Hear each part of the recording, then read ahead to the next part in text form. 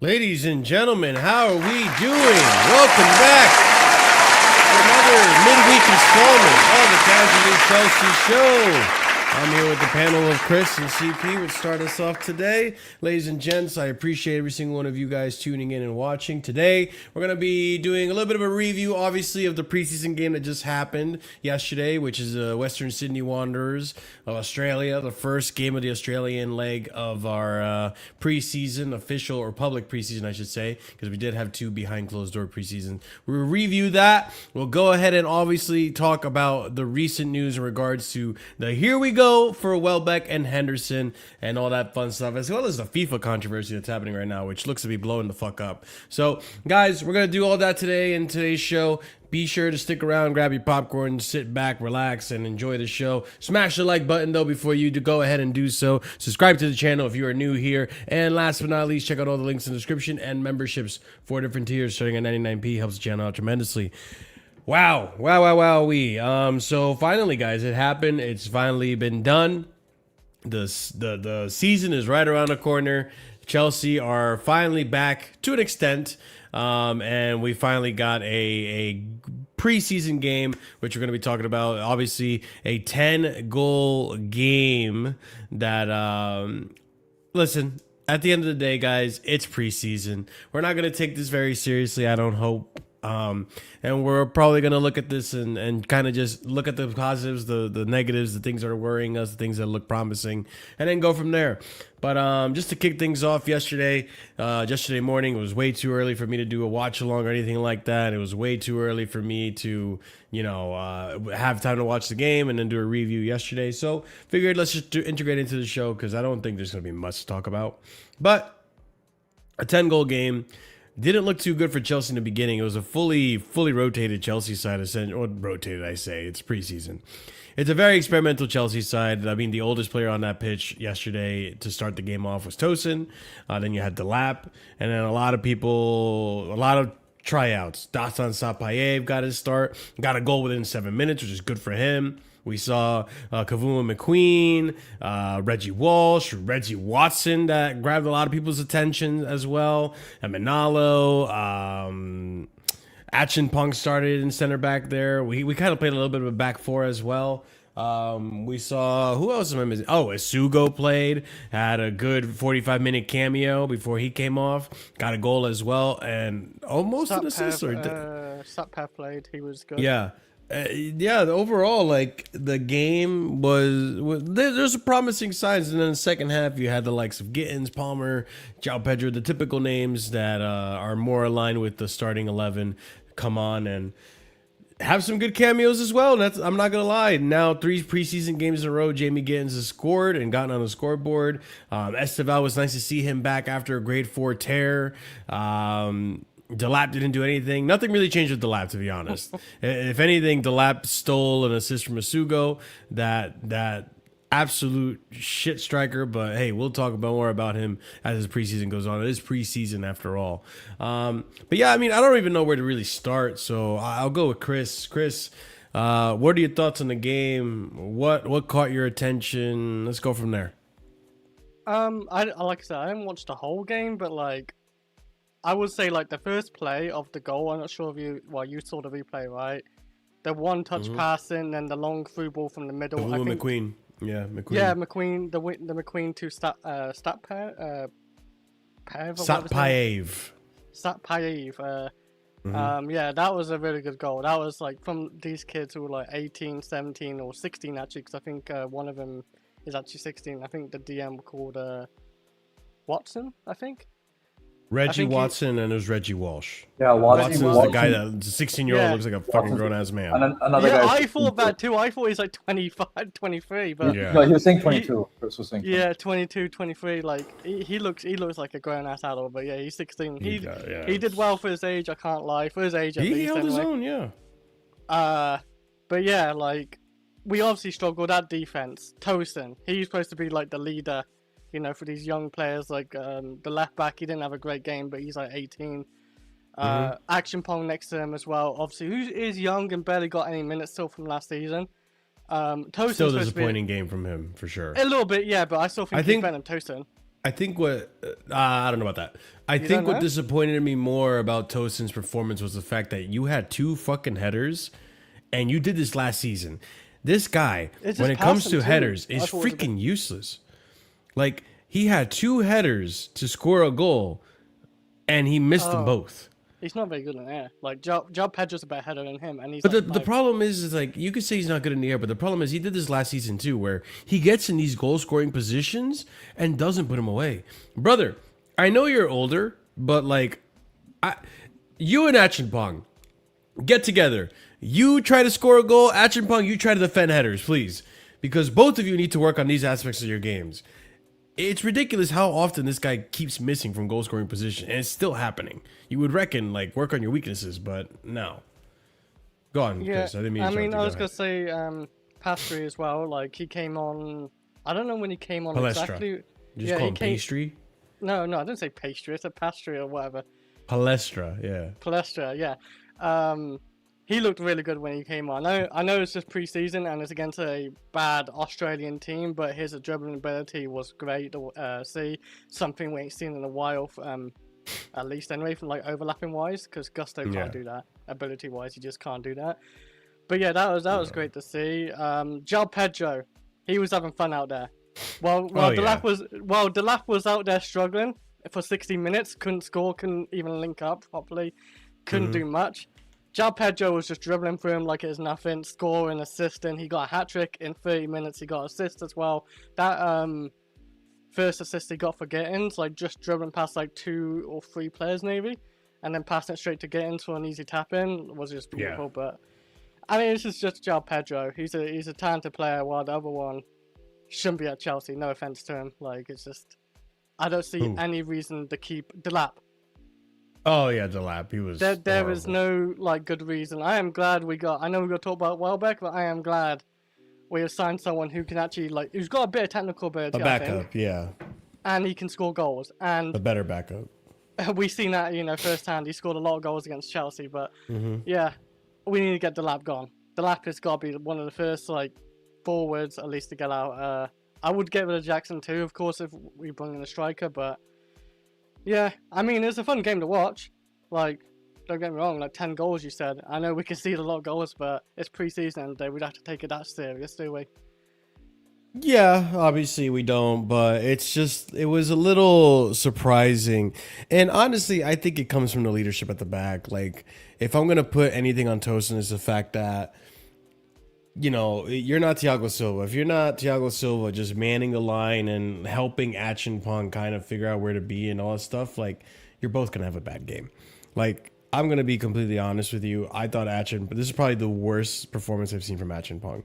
I know it's preseason and all that stuff, but I think with the levels and the expectation that he's at, I think he really needs a loan. I don't think he should be at Chelsea this season. I think he needs a with loan. Action Pong's age, he's gonna need experience and He needs a high loan for quality sure. players around him. He had he had a left back who was 18 who didn't have a great game, in all fairness, but he's 18. And then I don't know who the right back was, but I think he was also young as well. And then you got Thompson next to you. Oh, and that's another thing too. Like Emanalo and who was the other one's name? His name is Subuye. You might be. I don't know. I'm looking it up right now because his name is one that I couldn't remember. He looked young, as I remember. Yeah, he was an academy kid. Thanks. Probably like 18. I can't find a freaking lineup. This is annoying. Hold on, I just heard someone. Yeah, I don't know. Sabuye, something like that. Yeah, that sounds. I'll be honest, that's not bad. Sabuye what's up? or something like that. Like our fullbacks were getting cooked, and like Emanalo, like don't get me wrong, like again, they're academy kids. I don't expect it, but like you could tell Emanalo's not ready. You could tell the other kid's not ready. McQueen, I think one good loan for him, and you could see him potentially trying to make a little bit of an impact off the bench or something in the future if he stays at Chelsea. Reggie Walsh, I'm not gonna lie, Reggie Walsh stayed kind of steady Eddie, consistent, and not too much to complain about with him. And when it comes to a number 8, I don't mind steady Eddie. What are we saying? Reggie full 90 before Lavia? That's also true. No, wait, who actually did play a full 90 is... was it Watson or was it Reggie Walsh? Watson. It was Watson. I knew it was one of the Reggies, but regardless, I saw some shit that was like... It was a 16-year-old kid who played Reggie, I saw the tweet that was like, Reggie Watson joined Chelsea when he was 13, and he's played a full 90 before Lavia did for the first team.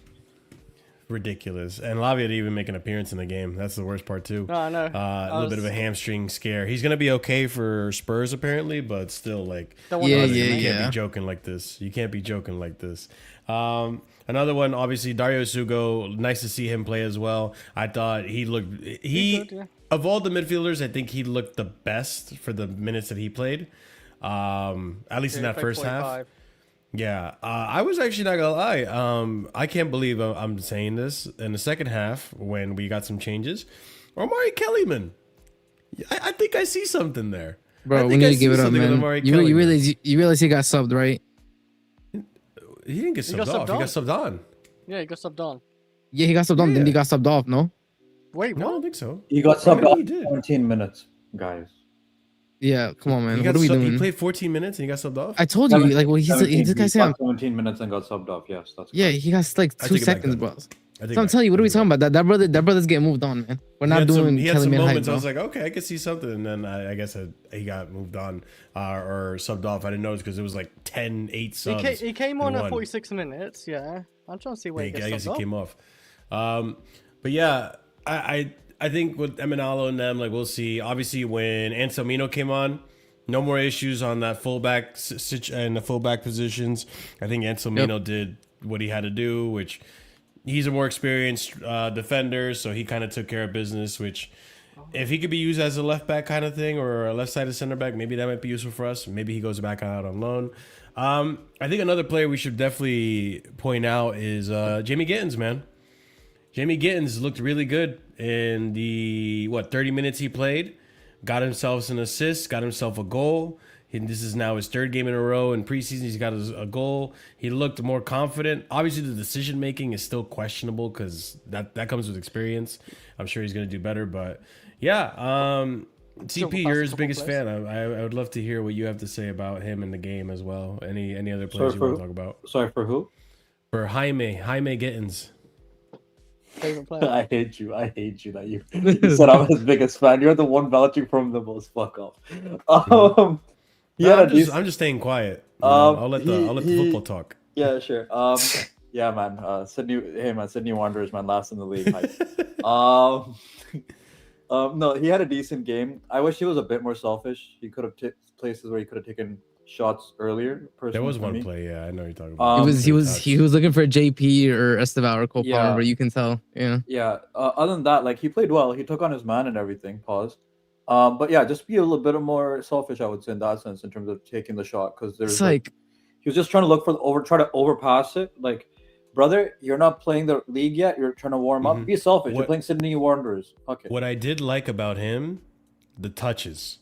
I was about to say he Brother. has some good first touches, man. Holy crap! He was bringing down some. Yeah, The long balls to Sanchez, and he was bringing him down. I was like, what the fuck, bro? Where was this something last that season? something that I noticed that I even saw in some of the training footage is you can tell like Alonso has been teaching a lot of these guys like, hey, this is how you angle your body, this is how you should receive the ball and kind of dead it. And this is what I want you to do. And you know, because I also watched the interview that Gittins did as well after the game, and an interview. I think it is true what he's been saying. I think Alonso has taken him kind of under his wing, told him to be more confident. He said that one of the things that he told him is like, hey, listen, cut inside more, because if you cut inside, then when you try to beat them on the outside, they don't know where they're split. What side to show you? And so I think he's just playing more confident. That's really what it is. Because I think in terms of the player that we hoped would be coming in last summer, we said like he has the raw attributes to potentially be a good winger in the Premier League, right? But one of the questions was, okay, is that gonna be able to translate? And we saw like he was lacking confidence in the minutes that he did have, right? Like Garnacho started ahead of him because he just was getting the ball and passing it back. We were saying, hey, can you take your man on? Can you try to do something? Yeah. And so far it seems like that's what he's been doing. So we'll see if it continues. I mean, it's kind of a little early, little late in the sense that we're probably not going to be playing every game with wingers now that we have the double 10. I mean, you don't spend 117 on Morgan Rogers and tell that brother to hold bench for Jamie Gittins. Fuck that. But I do know I think Gittins had a good cameo. I like the link up that he's kind of starting to. It's going to be one of the things that we see. I imagine as the season continues that as these guys get more time together, in terms of training, you can see he's putting the balls into the right area, getting his head up, expecting the runs from his teammates. I'm glad you pointed that out because that's one thing I want to see more of. The goal that he scored, you could see like once he saw that João Pedro got past the second guy, he immediately started sprinting towards the middle because he knew the ball was going to come into the middle. He's waiting for the cutback. Yep. He was. And I was like, good. We need more of that. In the only one that was doing that last season, in that sense of like looking for the far post, was Esteval. And you saw how he would get some juicy positions to score from that making the run on the far post. Cucurella used to do it as well. He would find just being intelligent, knowing your teammates, knowing where the ball is going to end up once they do a certain thing. I like seeing that. And I was like, okay, Gittins, if you can keep doing that and João Pedro does what he does, you guys, Cole Palmer's going to do that eventually as well. You guys do that interchange and get that chemistry going. Like we could get goals from everywhere, I think. Yeah, I think the next game is probably going to tell us a lot more because even if it is a friendly, Spurs. I think that it's going to be Spurs, so the team is going to try a lot harder. So I think that's probably going to be a more interesting game in terms of seeing formation and player performances because they're going up against Premier League opposition. So I think that's going to be a lot more of an interesting game in terms of analyzing. Just one last point I didn't want to make about the team that played is Robert Sanchez. Some of that distribution, my God. I know Alonso was on his phone immediately looking up transfer market, seeing who was available, bro. His distribution was trash. We can just say how it is. Let's be honest, man. When Sanchez came in, he was playing some really awful passes, putting people in bad positions. And again, it's one of those things where Penders, you're up. Yeah, it's just one of those things. I really need this. Like I think Jorgensen looks like he's going to be moving on already, right? We'll see if against Spurs we see Penders start maybe, but we'll see. I just wanted to make that point that I think Sanchez didn't necessarily make a best case for himself staying or not getting replaced before the end of the window. Yeah, I'm curious. Like, will Penders play like soon? I'm sure we should be seeing. I don't know Penders if he's play. in the squad. I don't know if he's in the squad yet. Yeah, I think he's gonna be. Yeah. Go ahead, Chris. Well, it's because Belgium played still quite late to it, right? They played just before the semis, so maybe the Belgian players are back next week, or like the ones who played, obviously, because Lavia potentially he didn't play. Because I know Nicholas Jackson's gonna be back with the squad this weekend. So it'll be next weekend maybe for probably Belgium. next weekend, yeah. Because By the way, on Lavia, Alonso said he felt something in the hamstring. Not a big thing. We were expecting him to be fit for Saturday, hopefully. And then he just confirmed, not too long ago, that Lavia is fit for Saturday. So please, Lavia, stop fucking around, please, and just play a full 90. The bar's on the ground. You're asking too much. Who are you talking about? You're asking too much. Who are you talking about? I don't know who this Lavia is anymore. Who the fuck is it? Brother, you better hope. Listen, we're gonna talk about transfer targets, man. Stop fucking around. Do you think Lavia's getting injured on purpose? No, I'm not saying he's getting no. injured on purpose. No, Marsh But- should say stop fucking around like he's I doing mean, on purpose. I don't know, man. He seems to want to be on that gram. He seems to want to be making them Did stories. Did he post some bullshit again on Snapchat about like? No, that was something? Quenda this time. That was which- Quenda. Okay, no, I know. The You Quenda, also no, need to not do that.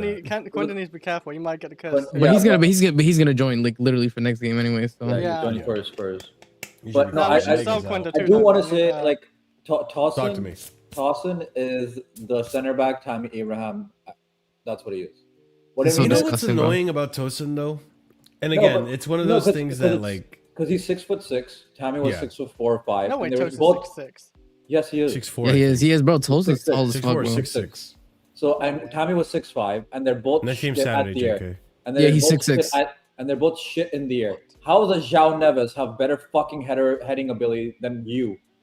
How the fuck does a 5'9" João Neves get better Because even if you're tall, it doesn't matter if you literally cannot read the flight of the ball in the air. I know, that's what I'm saying. It's like the He stupidity. should be so good for like scoring headers. Like Yeah, he's and always he's in the not. right place, as And he's Marshall not. said. And but- Josh needs a loan. Yeah, Josh needs a loan because- for sure. I He got Alone. I don't care Yeah, what your dad he says, deserves Josh. a loan. I don't care what your dad says, Josh. Cole had to have a loan. Reese had to have a loan. Mount Yep. had to have a loan. Yeah, Christensen every player. Christensen had to have a loan. bro.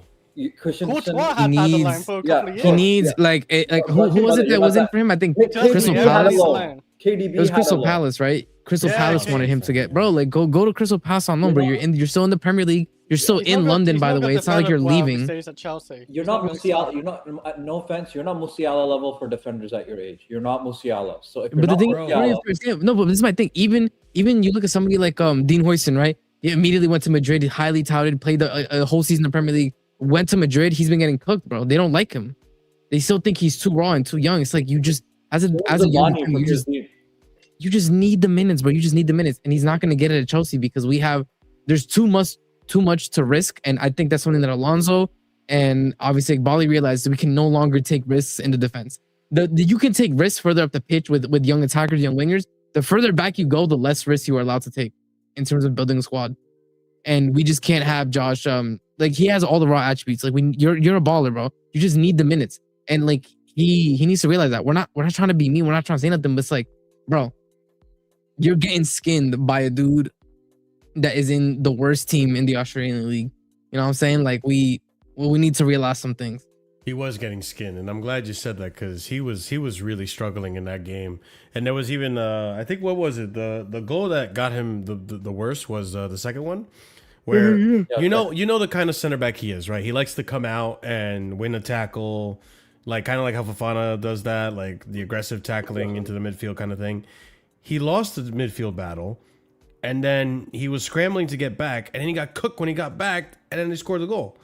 And it's like, okay, I think you need to get this. I agree with what you guys are saying. You need this loan bad because you need to get consistent minutes, consistent experience. So, because if you're doing that at Chelsea and you cost us games, I know Prime and all these guys like to say, oh, I'd rather him over Fofana if they're going to cost us games anyways. Brother, you say that until it keeps happening consistently, and eventually you see your heroes become the enemy. So I'm just saying, like, I don't want that for Acheampong. I do believe in his talents. I don't want the pressure to ruin him as well. Go and get a loan in a team that's not going to pressure you as much or whatever. You're not going to have the high stakes of it. And then work out your best attributes, bro. Because there is a player there. But yesterday, oh man, I was really disappointed with the performance yesterday. With Tosin, back to what CP was saying, actually, the thing that frustrates me about Tosin, and again, this is preseason. We'll see if he can continue doing this kind of stuff. The thing about he Tosin shouldn't be in a that Chelsea shirt. annoys the fuck out of me is that, like, there are those games where passing out the back, Tosin is actually really good at finding those gaps to cut through the midfield and find like Satpaev or whatever the fuck, right? And he was doing that consistently throughout the game in the first half. But it's the errors, bro. It's the just lapses of concentration, the just not being able to focus, the missing the goals, bro. 2 clear goals that you just headed over the bar. Brother, you're tall as fuck. And you did this all last season. At some point, you got to look at yourself in the mirror and be like, yeah, I should practice my headers. Like, what are we doing, bro? It's so frustrating. I genuinely believe it is a waste of our time to speak about Tosin when he should not have any impact on the rest of our season and going forward at Chelsea. Yeah, it's just frustrating to see the same thing. And luckily, we won't have to see it again, because I'm telling you right now, with the way that we're moving, he should not have any play time, any game time for this entire season. I do gotta say though. Go ahead. No. Satpaev, that kid got motion, bro. You see the amount of love and the likes that he's getting. That's crazy, bro. Bro, yeah, that's true. Over 1.2 million likes, almost 1 million likes on TikTok and serious? Instagram, bro. I think on Instagram, he got 1.2 million likes. The post of him scoring the goal, on the Chelsea official account. Same thing with the TikTok as well, bro. Like his country is showing him hella love, bro. Yeah. Also, shout out Satpaev, man. They was mad excited. The official Kazakhstan government account posted the video of his goal, bro. I think they posted a video as well, like of the Minions meme where they're booing like other players and then cheering him on basically when they see his picture. I'm not sure if any. Yeah, bro. That type, but, He's he got motion, bro. I gotta respect him, man. He got motion. The whole country's behind him. Yeah, he didn't get much service yesterday. I feel like there was some passes too that he. Like, there was one pass, I think, who was it? Wasn't Eminalo? Eminalo passed to him on the outside of the box versus on the inside. Because I think he was looking for that inside, run around the defender and get a shot on target. And it was just like, okay, there's chemistry that still needs to be worked out. But his first goal was clean. First goal was clean. Near post, like... I was thinking if this was Delap 1-on-1, I don't know if this is going in. If it's Delap, it's not going in. It's getting skied. It's not, and you know why it's not going in? Because before he took the shot, he had a great touch to take the ball into the box that set him up for the shot. Delap does not have that, bro. He doesn't. And it's the other thing too, because I think we've all played ball at some point or another, right? No. Shut up, Chris. you know those pitches when they don't keep that shit maintained. Oh, yeah, they played football the night before, some bullshit, and you get the ball. It was just the. I know the players were struggling to get clean passes and clean the ball rolling cleanly in certain points. So for Satpaev to do that goal that he did whilst being on to be fair, like he's used to that. Like I'm not trying to say not trying to be mean, but bro, he was playing. Actually, he true. was playing in Kazakhstan, bro. He was playing in Kazakhstan, brother. Like, that's his type of pitch, bro. He's used to it. So it's like that's not life for him. But I think he made himself a very. He gave Alonso something to think about in terms of this kid is really good. Do I see him getting any minutes in the sense that he might have something here, or do we give him a loan? Because I mean, like, I really like we said this before, even when he was playing in the UCL, like I like the look of this kid. He was playing on the left side. He's playing left wing as well in this game because Delap was hogging the middle. When did we bring him the absolute fridge? I think we bought him in like 2 summers ago. Yeah, 2 summers ago. Okay. Yeah. Maybe this is one of the investments might work out. It's like an Esteval situation or Rapunzel. At the very least though, like I can already tell like we're gonna make like 3 times the money we spent on him, because I think we got him for like $2. So it's like $2. It was good. To be fair, it was good scouting. Like this kid legitimately looks like he has something about him. Even if he doesn't make it at Chelsea, he's definitely going to have a good career. But this is why, RSM, I know you understand. And Chris, I think you understand to an extent as well. CP, you fight me on this all the time. But this is why I say, when it comes to these signings that you don't know, and not just like you guys, but I mean the chat as well. When it comes to these signings that you don't know, wait until you see them before you start saying, get rid of this fucking guy, get rid of this guy. Because I'm not going to lie. Listen, Antonino, you got to stay fit. But when you came on and you just shored up that left back position when it was getting cooked all night, I was like, okay, you're giving me some sense of security. And same thing with Isugo too. Like Isugo, that drive that Isugo did for the second goal, that was all him. That was all Isugo. Isugo drives the ball, gets the pass, gets the back, and then he shoots it in. That goal. That was the one goal I missed. No, it was really good. So it's like Isugo basically turns in our own half, runs forward, makes a pass, the outlet pass to Satpaev on the left. Satpaev brings the ball up the pitch, gives it into the center. Was it to Reggie Walsh? Reggie Walsh lays it off. No, he gives it to Sugo. Sugo immediately gives it to Walsh. Walsh gives it back to Sugo running into the box. He just hits it first time. It was a really nice link up. Walsh and Watson with the 1-2 and the link up that Walsh. They were nasty, bro. That was nasty, man. I was impressed. That was a good 2-step. That was a good two-step, Marshall. That was a good two-step, bro. I was But nah, impressed. I was like, damn. I'm not gonna. Yeah, I mean, they're But let's not Cobham hype kids. it. Yeah. Yeah, they're Cobham kids. They're exactly. Cobham kids, bro. They're Cobham kids. Like that's to be expected. Yeah, but I'm not gonna hype it either. Like obviously, Nah, there's they're here more to save preseason Chelsea in a games. few years. I'll be hyping it up right now, and then Asugo gets cooked against Spurs. I'm like, ah, fuck, bro. Like, No, you I think never listen, know. I think Asugu's one of the other ones. Like you see, there's something about him. The question is, especially, I'm sure we're gonna talk later We're about gonna need a Sugo this season. no, but this might. this He is is this is a the thing. backup, of course. But this is the question though, We'll right? talk on And it, this we're gonna talk on that is like if we are to believe what's being said by people, for example, like Simon Phillips, right? In terms of the midfield signings that we might make two, you know, it's like, all right, then do we really have a spot for Sugu? Especially if the names we're looking at is like a Alex Scott, you know what I'm saying, or a Wharton. Is he even gonna get playtime? One game a week? I don't really know. I feel like depending if we sign another midfielder, but I feel like with Lavia's injuries and he might feel like his hamstring or something. Well, that's why they want to buy two. Minutes, like, Well, that's what I'm saying. But that's what they want to buy two. And that's what I'm saying. So let's say we get an Alex Scott and a Wharton. Where's the Sugu's place in the team if we're playing double sixes? if we get a Wharton and Alex Scott, then his minutes become less. That's for sure. We'll see. We'll see, obviously. But anything else to talk on the game before we just start talking Chelsea and some of the other stuff, random stuff? I have I'm for you good. guys? I'm excited for Right. Spurs, man. That's gonna be. Me too. I'm excited for Spurs. That's the one game I think that's gonna matter the most in preseason in terms of like I think they're actually gonna try. I mean, yeah, for rivalry, I think even though it's just preseason, it's still. They're gonna try. Exactly. to They're gonna look try. forward That's to, all I want to see. 100%. All right, let's move it along then. Real quick, let's make a little pit stop to Rio de Janeiro because Chelsea made another pitch in Brazil. Big up to the. Look at Ahmed. Look at Ahmed already hitting on the young G's. All right, I am not in the comment Oh, section. I seen this. Like, I suppose you didn't talk about this sooner. I thought you would have.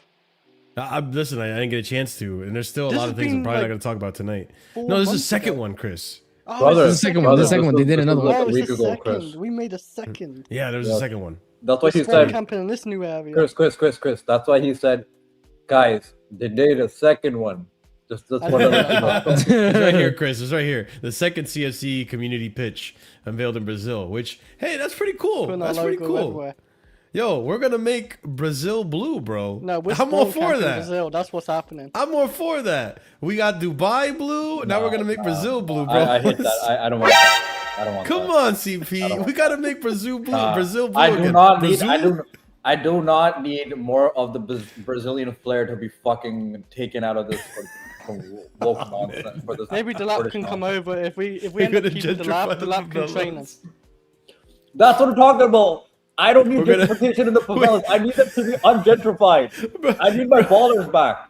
That's also true. We might build another DeMac building in the favelas, bro. You never know. Every stadium should have like 3 different players of each stadium. So we had João man. Pedro, I think Esteval, and someone else on the other one.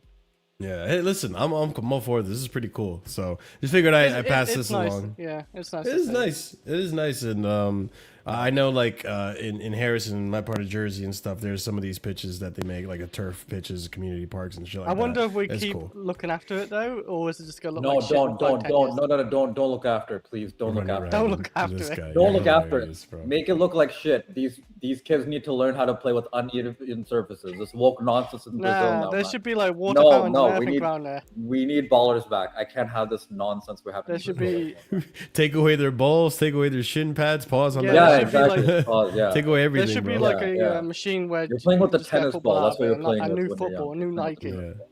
Take away the goalposts. Keep using the rocks you used to use. Like remember the rocks Exactly, in the- exactly. the That's where the stack ballers rocks? came from. Look at this pristine. Look at how pristine this Nah, is. This is too pristine. I think it's This time is for a way too change for pristine. Brazil, and It does look look what's happening good. to Brazil now. That's what I'm saying. It's because of the English Premier League. That's what I'm saying. Oh yeah, blame the English Premier League now. Yes, it is. Yes, it is. I am. Rafinha came from who? Leeds. Yeah, that's what I'm talking about. Hate him. He's shit for Brazil. He's shit for Yeah. Brazil. But hey, I mean, it looks nice, and yeah, man, it's. I figured I'd drop that little bit of positivity here. Okay, so I'm gonna ask a favor from potentially maybe RSM or whoever knows the story best, okay? Because I don't want to read all the Ben Jacobs stories on this because there's so much to talk about. But I do want to talk on this, bro. The FIFA's blowing up right now as we speak, ladies and gents. FIFA is blowing the fuck up. Who wants Not to literally, summarize this? figuratively, not literally. Sorry. Yeah. Who wants to summarize this? Who's got a good grasp of what's going on? Oh, I know a little handful part. Chris, yeah, Chris. No. Yeah, no, Chris, you do it. All I know is FIFA being cunts and being greedy. Okay. And that's basically getting typical. commercials and everything, and UEFA's not liking that. And I stand with UEFA. The problem is, though, we're trying to make our own World Cup, though. We need another continent. We can't just rely on Europe. Maybe Africa joins us. That's not. It's a lot more complicated than that, to be honest. Exactly. I said I don't know much about it. I've heard, like, Basically, no one wanted to step up. basically, no one okay. wants to So, step up, though. so this is basically the. You know how like here in the U.S., right? We have the Super Bowl, and Sure. you have obviously you have companies that like sponsor the Super Bowl, right? In the same way you have for the World Cup. What Infantino wants to do is he wants to give percentages of the rights to the FIFA World Cup to different private interests and private investors. So basically what that would mean is think of the World Cup now as a company, and Infantino wants to sell percentages of that company to private investors or private companies. And the issue with that is, right, the big issue with this is obviously that's super, like that is absolutely destroying the integrity of the sport if you start 100%. selling rights to a competition as if it's a company. You have to service special interests. That's Right. when that However, the issue is that the person that Infantino wants to put in charge of the process of selling the stakes to different companies, different countries, different enterprises is Jared fucking Kushner. If you know who Jared Kushner is, you know how you know I didn't you know know how that. corrupt this is. Yeah, that's you know what how it is. corrupt this is. That's what it is. That's He's so putting bad. Jared Kushner in charge of and Jared Kushner's company in charge of delegating and selling everything and holding the auction for the potential sale of all these shares of the FIFA World Cup. So it's like, bro, come on, man. We cannot be this corrupt. Like I like it's crazy, but Infantino is literally making Blatter look like Mother Teresa, bro. It's nuts. Yeah, it's a level of corruption that is absolutely unfathomable. Like, there's some corruption and that's acceptable, but once you get to a certain, I think my dad said it best. It's like, we understand you guys are gonna be corrupt, but there's a certain amount of corruption where it's just too much corruption. And what does this mean? What does this mean for their nonprofit standing? Because the whole reason they can keep all their money is technically they're a nonprofit organization. So if you're telling me they're In the same way that people are investing in what's it called, Anthropic, who's the company that holds ChatGPT. Technically, Anthropic is a nonprofit. Yeah. OpenAI, my bad. OpenAI. OpenAI is a nonprofit, but people are still investing in PSOC in it. So it's like you just put OpenAI in a bigger company, and then you can invest in that company that technically owns OpenAI. I know what you mean. Yeah, you're doing this. Your shell. So and that's what I'm saying. So Jared Kushner is going to be the one in charge of that larger umbrella that they're going to put the World Cup under. So the World Cup is technically, quote unquote, still nonprofit, but people are going to be able to buy shares in the company that's basically that's how they're managing the keeping World their Cup. so that's what they're keeping their tax exemption still. Got it. And of course, FIFA also got the backing of JP Morgan, who's the same people who wanted the Super League. So yeah. Now, what is the response from UEFA? They're trying to UEFA is boycott? literally like they're having an emergency memorandum basically with all the members to obviously completely oppose this, but what are their avenues to stop Infantino from doing this?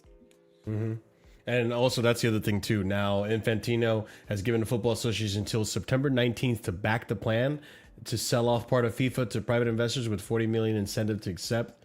A letter has revealed.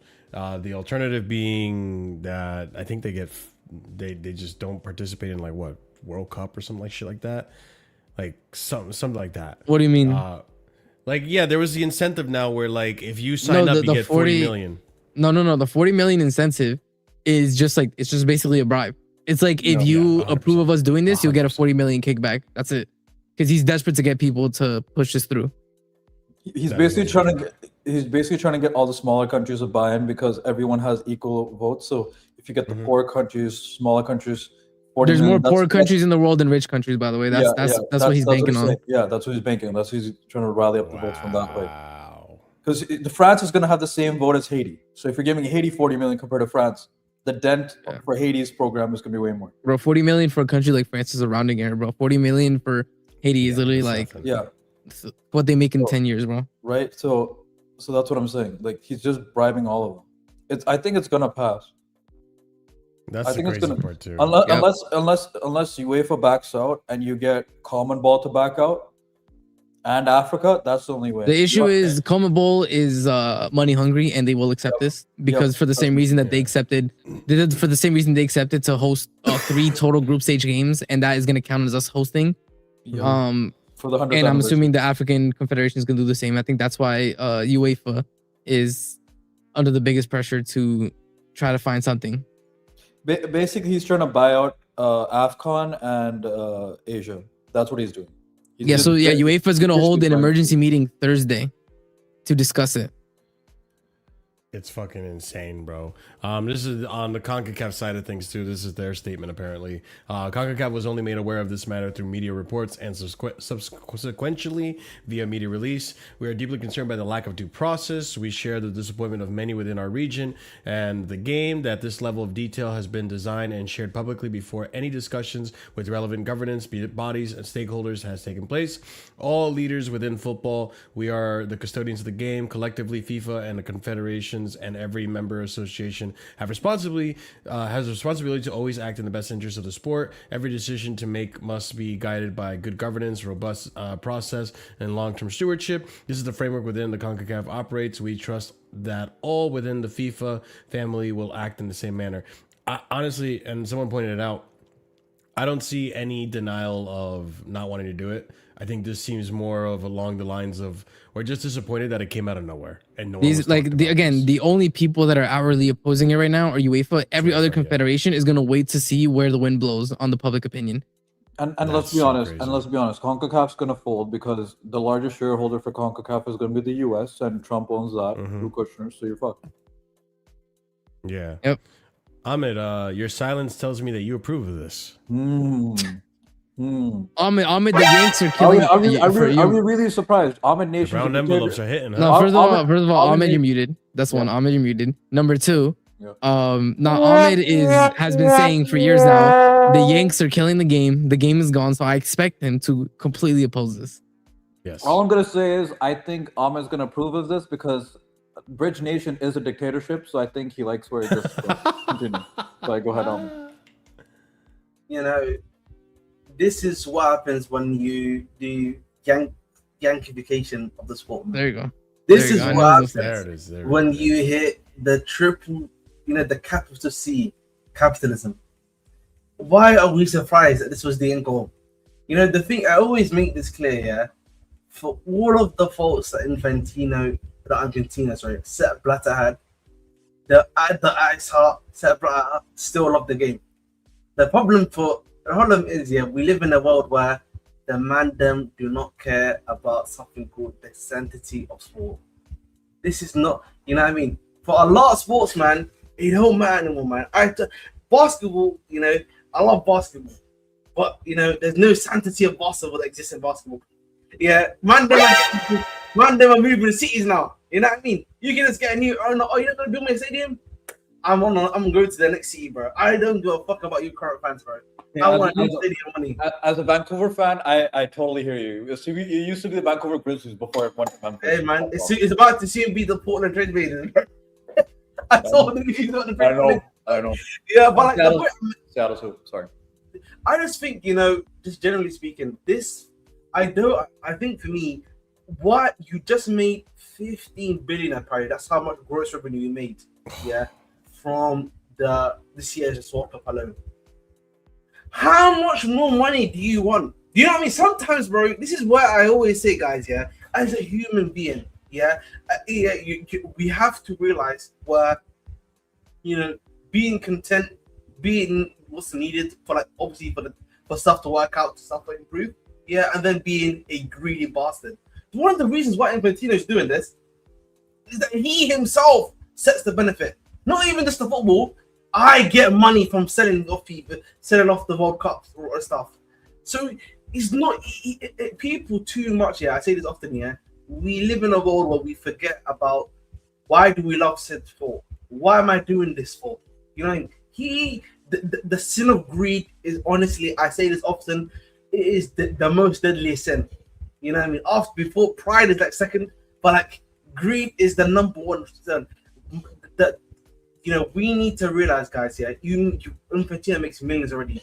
Why do you need that much money? No, the thing is like, you don't. but hold up, people aren't deeping it. When you look at America right now, you look at our social media, bro. You go on CNN, you go on Fox News. You know what they're talking about? They're gonna say you go on Polymarket right now, and but CNN has official sponsorship with Polymarket. You watch a clip of CNN on the bottom right, they have Polymarket odds for whatever they're talking about. So what people need to understand is he wants to do this because the minute he starts letting private corporations in, wallahi, believe me, bro, when we're watching a game, right? Premier League is 0-0 in the 70th minute. Bet on the bottom right corner, Polymarket ad for who's more likely to win this game. I'm telling you right now, that's what they want to do. And that's what Infantino wants to do. He knows. And we know, by the way, that the way FIFA goes is the way the rest of the leagues go. Tell me I'm wrong. FIFA implements rules. FIFA implements new technologies. The leagues have it a year or two later. Very true. We saw like the amount of influence that FIFA had on exactly the amount. And this is crazy, bro, because like, bro, Sepp Blatter, we know Sepp Blatter was corrupt, but at least he was giving back money to different confederations. He was making sure that the sport grew in all these different confederations. Wallahi, bro, what has Infantino done for the game? No, and I'll be honest, if we're actually going to go to deep dive on this, we already knew that Infantino was an American cock. If you don't know I'll tell you why. No, I'll tell you why. The reason why Sepp Blatter got reported and the prosecution went for him is because the USA was trying to get the 2020 dual bid, and Sepp Blatter had given it to Qatar. And once that happened, they're like, "Oh, we got documents on you. We're gonna get on your ass," and that's what they did the year later.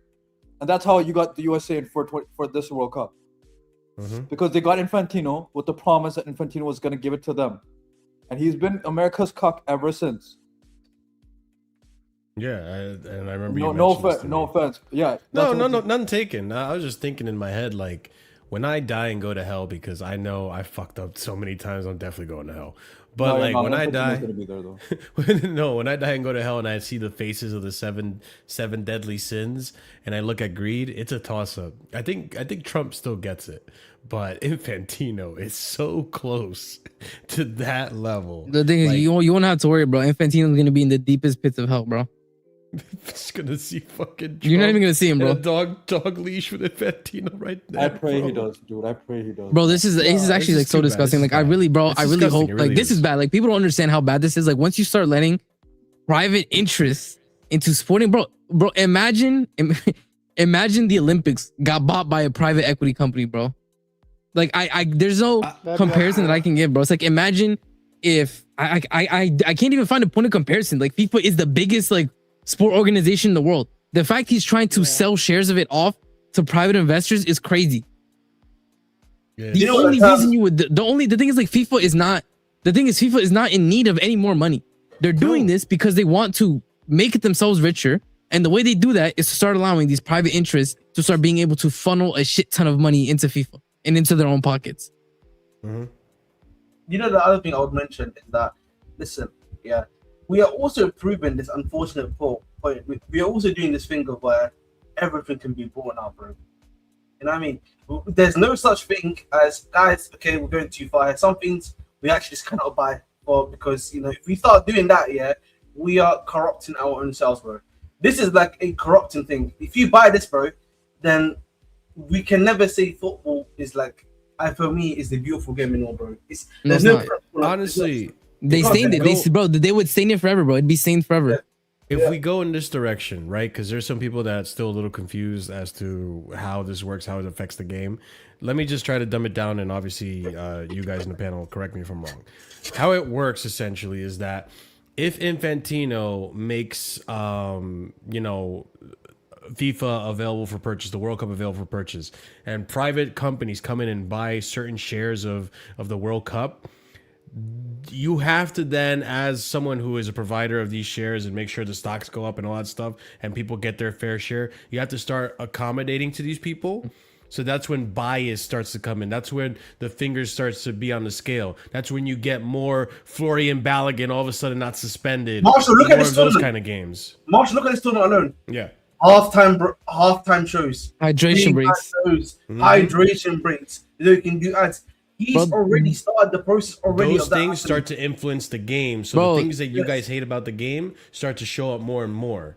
in terms of ads, in terms of how the game is played, in terms of rule changes, in terms of biases to you know what's funny is like these guys again, Marshall, you know this because you watch South American football. These guys don't know how bad it can get. Well, like bro, me and Marshall, we've been seeing we've watched CONMEBOL games, right, where the game is going on. The trenches, bro. The game is going on, right? And you know how like when Marshall brings up something on Twitter, right, we move to the side and then the thing goes in the middle. Well, like imagine you're watching the game and then the game goes into the top right corner and there's just a whole ad playing in the rest of the screen. We've seen that, bro. We've seen tire ads, gambling ads, all this. And I've been, bro, I streamed one time. I think it was a qualifier. Ecuador's playing and I'm streaming for my chat through my Discord. And they're like, bro, there's an ad every 2 seconds and the game goes mad tiny in the corner. And I'm like, bro, I don't know what to tell you. Like, this is what they do. Yeah. No, like, this is what they want to happen. The game will be one of these little squares and then the whole honestly, because it happens with I know Chris doesn't have it in the UK, but I'm speaking from Canadian perspective. Formula One. I have an ad in the middle of the fucking race where the race goes to the top left corner. A whole fucking ad is playing. I'm missing a fucking overtake. I'm like, what is happening? I can't see the overtake. That sounds very. I can't literally see. I literally can't see those. I then have to go on the F1 app, fucking watch it there where I'm paying an additional subscription for it. What the fuck? Chris, Chris knows this. Yeah. I'm already paying a subscription for the cable. Now I have to pay a subscription for the part I'm missing because the fucking ad is being played. So another reason. Chris knows this. Chris knows this because me and Chris used to watch WWE. And we know the amount as we used to be getting hit left and right. They get hit crazy now. Bro, we get an ad every 5 seconds, bro. It's happening in the whole world, man. It's just getting worse and worse. And another aspect too that needs to be talked about as well with this deal is people need to keep in mind, right? Once it's sold into like a private equity funded kind of thing, like companies are gonna buy. So let's say like obviously Coca-Cola is already like, you know, the official sponsor of the World Cup. I say, what if Coca-Cola owned the World Cup, right? Now let's say Coca-Cola wants to, I don't know, they're looking to get a better economic or trade deal with a certain nation, right? They'll say, listen, you know, if we own the World Cup, if you want the World Cup to come to your country, you have to give us favorable terms on this trade. I'm telling you, the waters start getting hella murky when you start doing stuff like that. You start 100%. Also obviously something else that we talk about a lot is what sports washing. We talked about sports washing a lot in the U.S. What happened in Qatar, what happened in Brazil too, by the way, which a lot of people don't talk about, is obviously people use sports to wash the reputation of their countries, and people are gonna start doing that now that companies are. And guess what? Companies are gonna try to start cleaning their reputation through FIFA. I'm telling you, like, 100%. There's not one positive thing that comes out of this, and anybody who has any common sense sees that. It's just that Infantino is high on his own supply, and he's trying to. This is why he's giving them what? He's giving them like what 50 days pretty much to say yes or no. He's giving them 50 days to organize. And this is not 50 days to say yes or no. He's giving them 50 days to try and organize a coalition against them. He's not giving them enough time to really try to get the lawyers to look through the papers. What can they do? What powers does he have or not have? What powers do we have to veto? He doesn't want them to do any of that. He's trying to push it through as quick as possible so that he has the least pushback available. And that's what the whole $40 million payment is, bro. It's blackmail. It's basically selling away the soul of the game. 100%. Every country that accepts the 40 mil, like I'm not gonna lie, like you should have, you know, a brand of shame associated with your federation for the rest of the time. I'm sorry, bro. If you take that 40 M's, I agree. You know, I wanted to because this is why I agree with Ahmed, bro. Some things have to matter more than money, bro. Some things have to matter. Like something shouldn't have a price, bro. I'm sorry. You know, the other thing is, and I just realized I wanted to say this real quickly, is that, you know, these investments are a ticking time bomb in terms of private equity, because particularly the ones which are like Saudi backed, because I don't obviously with some of the stuff that's occurred recently in the last few months, Saudi themselves, man, they are running out of investable money. Right now. They don't got the juice. That fund, the fund not looking. And that's not just Saudi alone. That's a lot of the Middle East now. It's like, and so it's very clear that he's trying to like cash in now before that rave ends, essentially, because it's very clear that's what a lot of companies are trying to do. Ahmed, I think it's worse than that. I think because of the hydration breaks and everything that happened this World Cup, and we saw the outright corruption with the Balogun situation, he's up for election next year. He wants to get this done this year because elections are next year, and UEFA. He's not winning, bro. He knows he's not winning. Because UEFA, I even told you, have their people that they have ready in Khalifi, who's the head of PSG. They're secretly wanting him to be the new guy, right? That's the new figurehead that they're gonna prop up in terms of UEFA. People are already getting people to oust him. That's why he's trying to pull the shit now while he's still president. Because next year he's gone. Next year he's fucking gone. It's just he's gonna fuck up the sport for his own greed, basically, because he's gonna be gone next year. So he wants to be cashing in now, getting all the money now, and then right off to the sunset while he fucks up the sport that we all love for the rest of time. Because once it's entrenched, we're fucked. It's over. You can't you get in bed with the devil. That's over, bro. You stole your soul. You don't get it back. What's happening when all these continents leave FIFA? These continents are not gonna leave. First They're of all, not gonna leave. The only one that would actually be able to do it is UEFA, bro. The only one that would do this is UEFA. America is equally as what's happened like Africa? Brother, they need the money. money. Talk about Africa and corruption. They need the money, bro. What are we talking about, man? Chris, that's why they're offering them 40. Yes, because there's offering more them 40 countries. million to vote for him. Vote for this. I'm telling you right now, he's gonna quote unquote give 40 million to the federation. The federation is gonna see 2 cents, and the heads of the federation are gonna pocket all the money, bro. Come on, man. Yeah, exactly. And that's how it works in all these countries. I mean, I know FIFA because will it end up happened in my winning, and country. if no one really joins up. I think you need to understand that a lot of people don't understand the amount of money they get out of UEFA is like 67% of like the FIFA budget.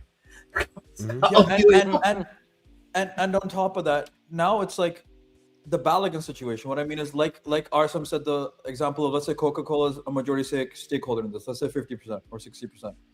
They'll have Coca-Cola sponsor players. Let's say, I don't fucking know, Bellingham's one of them. Sure. Right? You want Bellingham to go further into the tournament because he's the guy you're paying money for sponsorship to be in all the ads.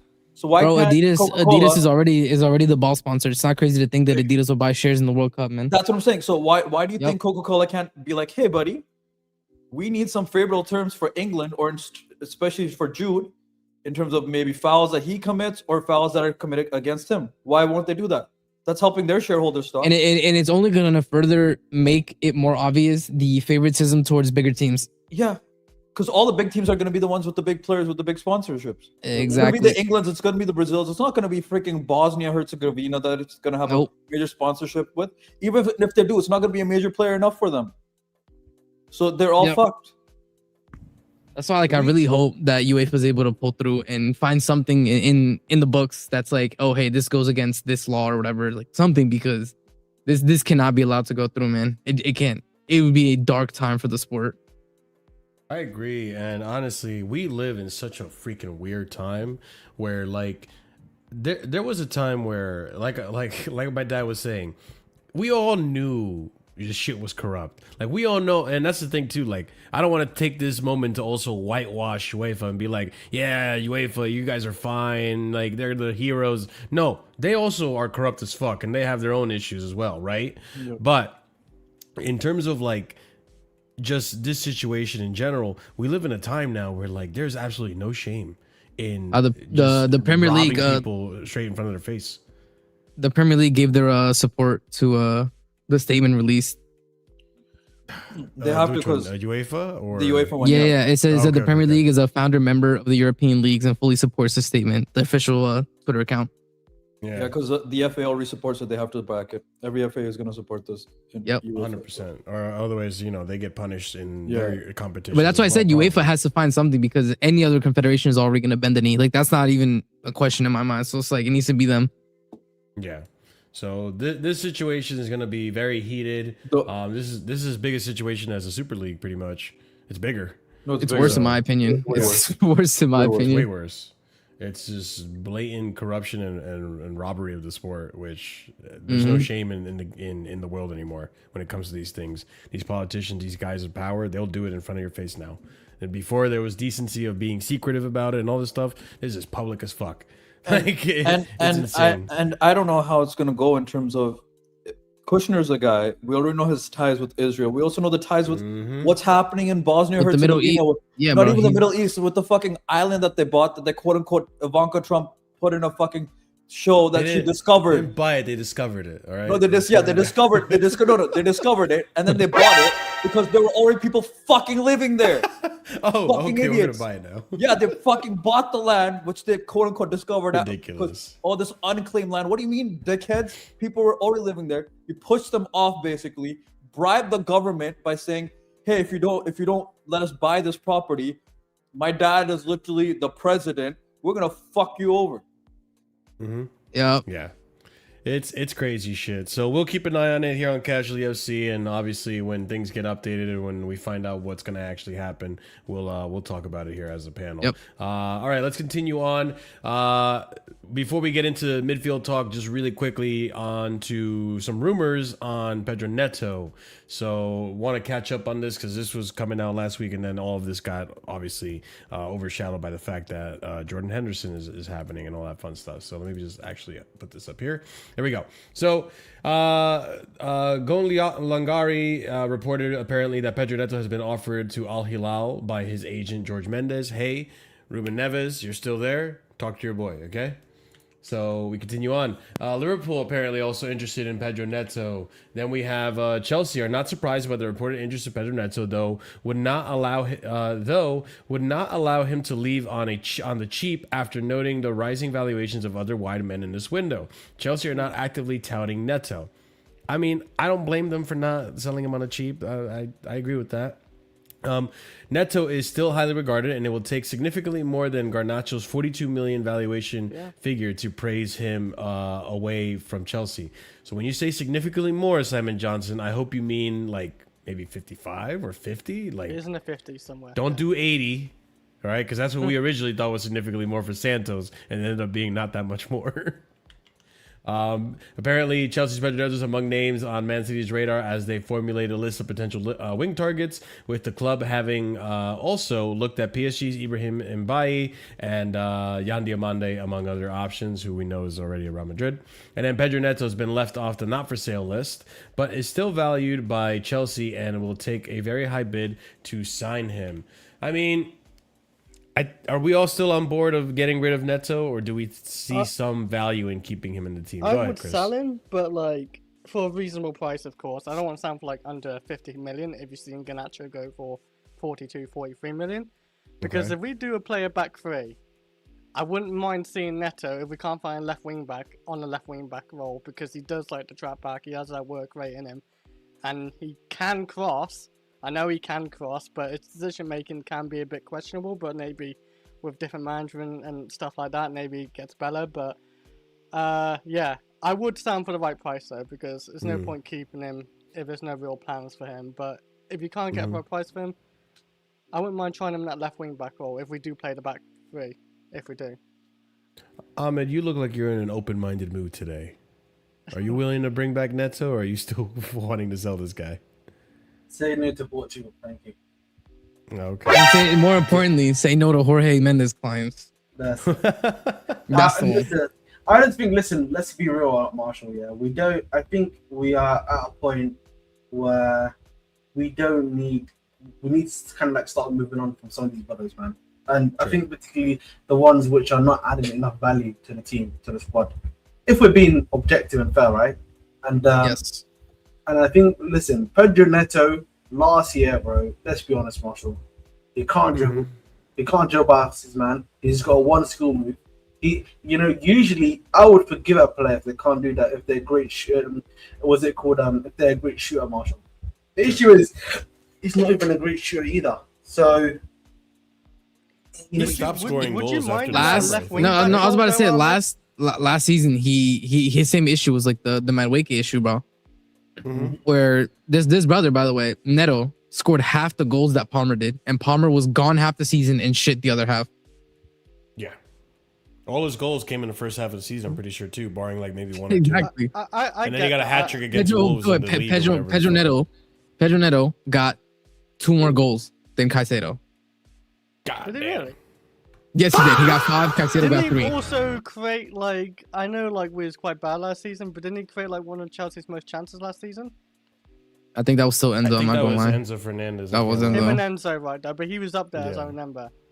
Maybe because he crossed the I ball understand. a lot. Not, Sure. I don't want him near that tag. You got Esteval, It's just- Rogers. Because even if we talk about left wing back, brother, if we talk about left wing back, I still rather give Quenda the opportunity than Yeah, Neto. I agree. Let's be honest. Okay, yeah, Like, fair I enough, agree. but- this is why I agree with Ahmed. Is like we have moved past the need for a Pedro Neto in the squad, because the young I players just don't wanna that were undersell the young players that we spoke about 2 years ago, right? Saying, oh, when they're gonna get in the squad, right? They should overtake Neto. That time has come now. The 2 years has happened. These young players are now here. It is time for them to overtake Neto. Do we think that Alonso wants to keep him? No. That's the thing that worries me. Because I feel like Alonso does like his, I guess, quote unquote experience and It's got work good rate. work rate. Yeah. I think That's the managers part do that, like that makes him. me nervous, right? Like, yeah, that's the thing. Like, managers do like him. And They like people who work hard and like. obviously don't there's the mess city around links and all that shit, but like, there. Somebody listen. We don't somebody like him, is but there are not people getting. that rate him. There's a lot of teams in the market for left winger. Somebody is holding Pedro Neto at the end of this season. At the end of this window, Could be Chelsea. somebody gonna hold Yeah. Pedro Neto, man. Yeah, I mean, yeah, fair enough. Because this it's gonna is my happen. thing too. It's like, okay, let's say we don't play a double 10, right? Because if we play a double 10, Pedro Neto's not getting in, right? He's not That's just getting my that opinion. 10 rolls, no. He's not getting in those 10 roles, right? I just Get that look out of at the way. wing-back roles there. Yeah, in terms of wingback role, we already bought Palestra, right? So he's not gonna Yeah, play in he's not Palestra's playing the spot. right side now. Exactly. Mhm. We'd rather play a Reece James, a Hato, somebody else in that position who is a lot more defensively solid, but still decent going forward. Because at the and then when we actually, let's say we do play wingers, let's say we play back four, right? Who's gonna be on the left? Who's number one on the left? Rogers. Who's number two? Gittins. On the right, Yes.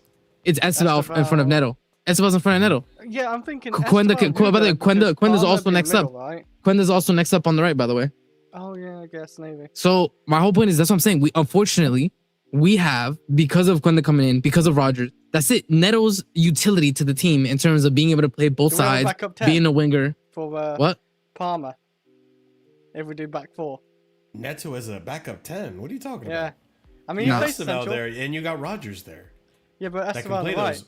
João Pedro, I mean, yeah, if Rogers, we yeah, need of course, to, he can play a Rogers 10 as can do- well. Yeah. Yeah, you could drop I mean, Pedro into the 10, play Welbeck. I do Like agree. Like, if you can sell him, But if you can't get more Yeah. than 50, Even something and if you million. keep Enzo as well, if Enzo Fernandez no, stays, he I can play agree. 10. I think there's no reason to accept a Neto lowball offer. That's where I agree Yeah. with you. Yeah. I do think it should be above 55. I think above 55 is probably what I would say is Around fair. I think he should be 60, going I'd for say. the same amount as Leao. Let's be honest. What how much did we get Yeah. Neto for, by the way? How much did we buy him for? we paid him like 60 to 55. 60 actually, so we'd break even on Neto essentially. In a sense. if we sell yeah. him for 60. I'm just Yeah, trying to we- think like how much did we pay for this guy to come in? Yeah, I got you I right now. can have a Transfer quick fee. check, but Yeah, how Neto's much? transfer fee was 54 million pounds. yeah. 54, bro. We could yeah, sell him yeah, for 54 55. million We could sell him pounds, for 55, pretty much. Yeah. Easy, if we sell bro. him for Easy. 60, I'd be happy with that, you know? Yep. And he would Nah, definitely people would buy him. People Yeah. would buy him. I do think, there's however, teams that rate I him. think even if we, and this is my opinion, I think even if we sell Neto, I don't know if you guys agree or not. I don't see us going for any more attackers. Like I don't see us going for another winger Imagine or if striker there's an or a Nah. 10. 26, I agree with I you. don't think we're going for any so. wingers, 10s, or strikers anymore. I think that's dead. I think the rest of the windows is just going to be midfield and defense. Left back, maybe. Yeah, defense. Yeah. Yeah. It's actually, before I move on, it's actually kind of crazy how my chat, you guys saw one preseason game and now you're starting to respect all these guys that you never saw play. I'm seeing Satpaev could stay. I'm seeing what other shit. he I needs saw to this. I'm seeing respect for Gittins now. I'm like, what the fuck? Where was this 2 we weeks need ago? we need to learn to respect the baby Aguero, man. That's baby Aguero right there, man. Baby That's a Aguero. baby Aguero. Everybody's got a baby version now, bro. Exactly. Oh man, That's But baby yeah, Aguero, man. Neto could potentially be leaving Chelsea. We'll see. I mean, there's interest you, from man. City. There's interest from teams. That's- I hope it happens. By the way, that's another guy that we gotta stay just away from his footballing ability. Also, very dog shit mentality in games. Tell me I'm Oh. wrong. He throws tantrums, complains when they don't pass to him, complains to the ref, He actually cries, complained- he throws his complained hands almost up. more than Garnacho. Bro, he I think bitches so Garnacho much. didn't complain as much as Garnacho did not complain. Good thing is Garnacho complained to the refs. Neto will complain to his teammates. Like he isn't dog shit. It's just like 100%. no, he gotta go. He gotta go, man. Yeah, I agree. But all right, chat. Before we move on to the next topic, just a quick reminder: over 75 of you guys watching. Smash that like if you haven't done so already. Let's try to get this stream up to 50 likes. You guys been killing it on the streams lately. The algorithm's been doing well for us. So let's keep it going because we want to grow this community as much as possible during the summer transfer window because that's when we're on Yes, fire. sir. All right. So let's actually get into it. You guys want to talk about it.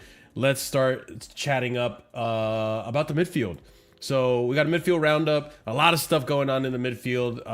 That'll transition us to Enzo, and then that'll transition us to Hendo and Welbeck and stuff. So starting off with the first topic, which is our midfield roundup, let's talk about what's going on with the midfield, all the rumors, all the links that I've seen so far that seem legitimate, right?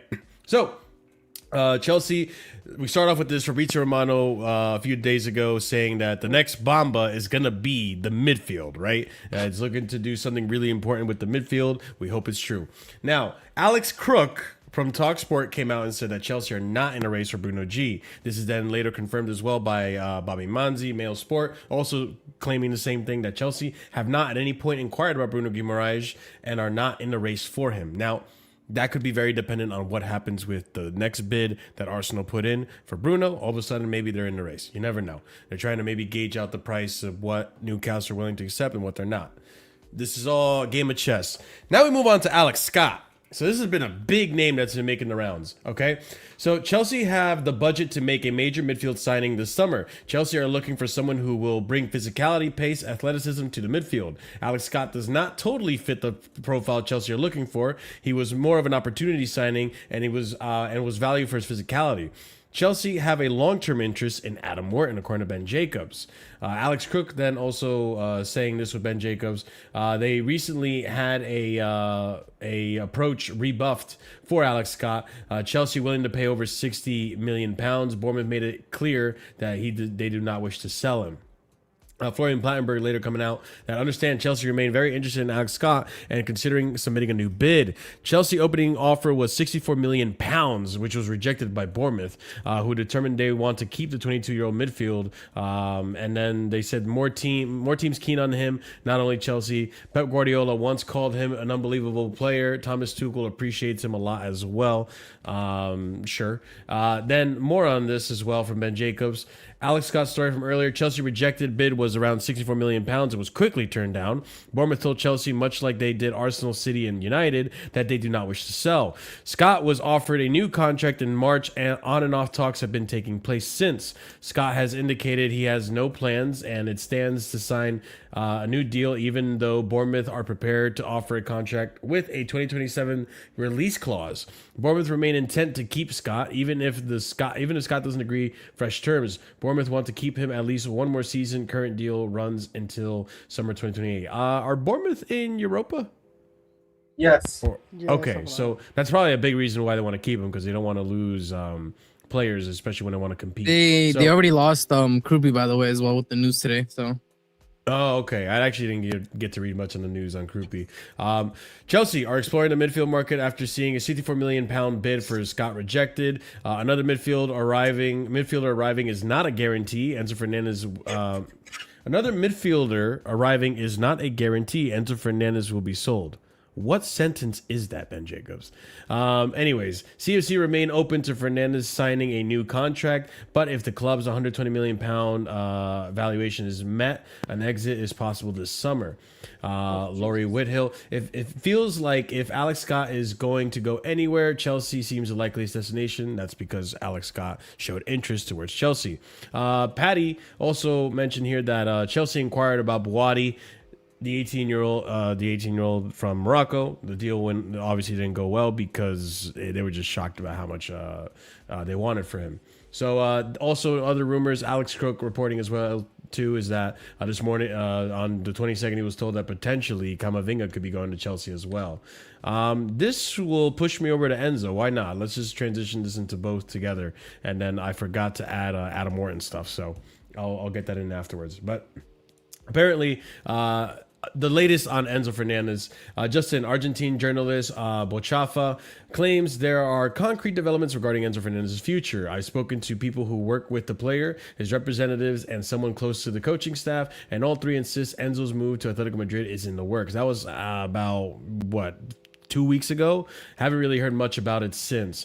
Chelsea would not be disappointed if both Enzo Fernandez and Malo Gusto end up staying. Neither are untouchables, but not many teams can afford 120 million or 75 million pound valuations, according to The Athletic. Guardian Sport then comes out and says that a factor for Chelsea potentially deciding to sell Enzo Fernandez this summer will be that for as wonderful as he is on the ball, he can struggle when opponents run past him. The weakness has caused several structural issues for Chelsea, Chelsea. Fernandez only won 3 of 9 ground duels against England, although Real Madrid took the surprising step of issuing a public denial of interest in Fernandez this month. There are suggestions that they remain interested in signing the Argentinian. Probably not, because now it looks like Rodri's going to happen.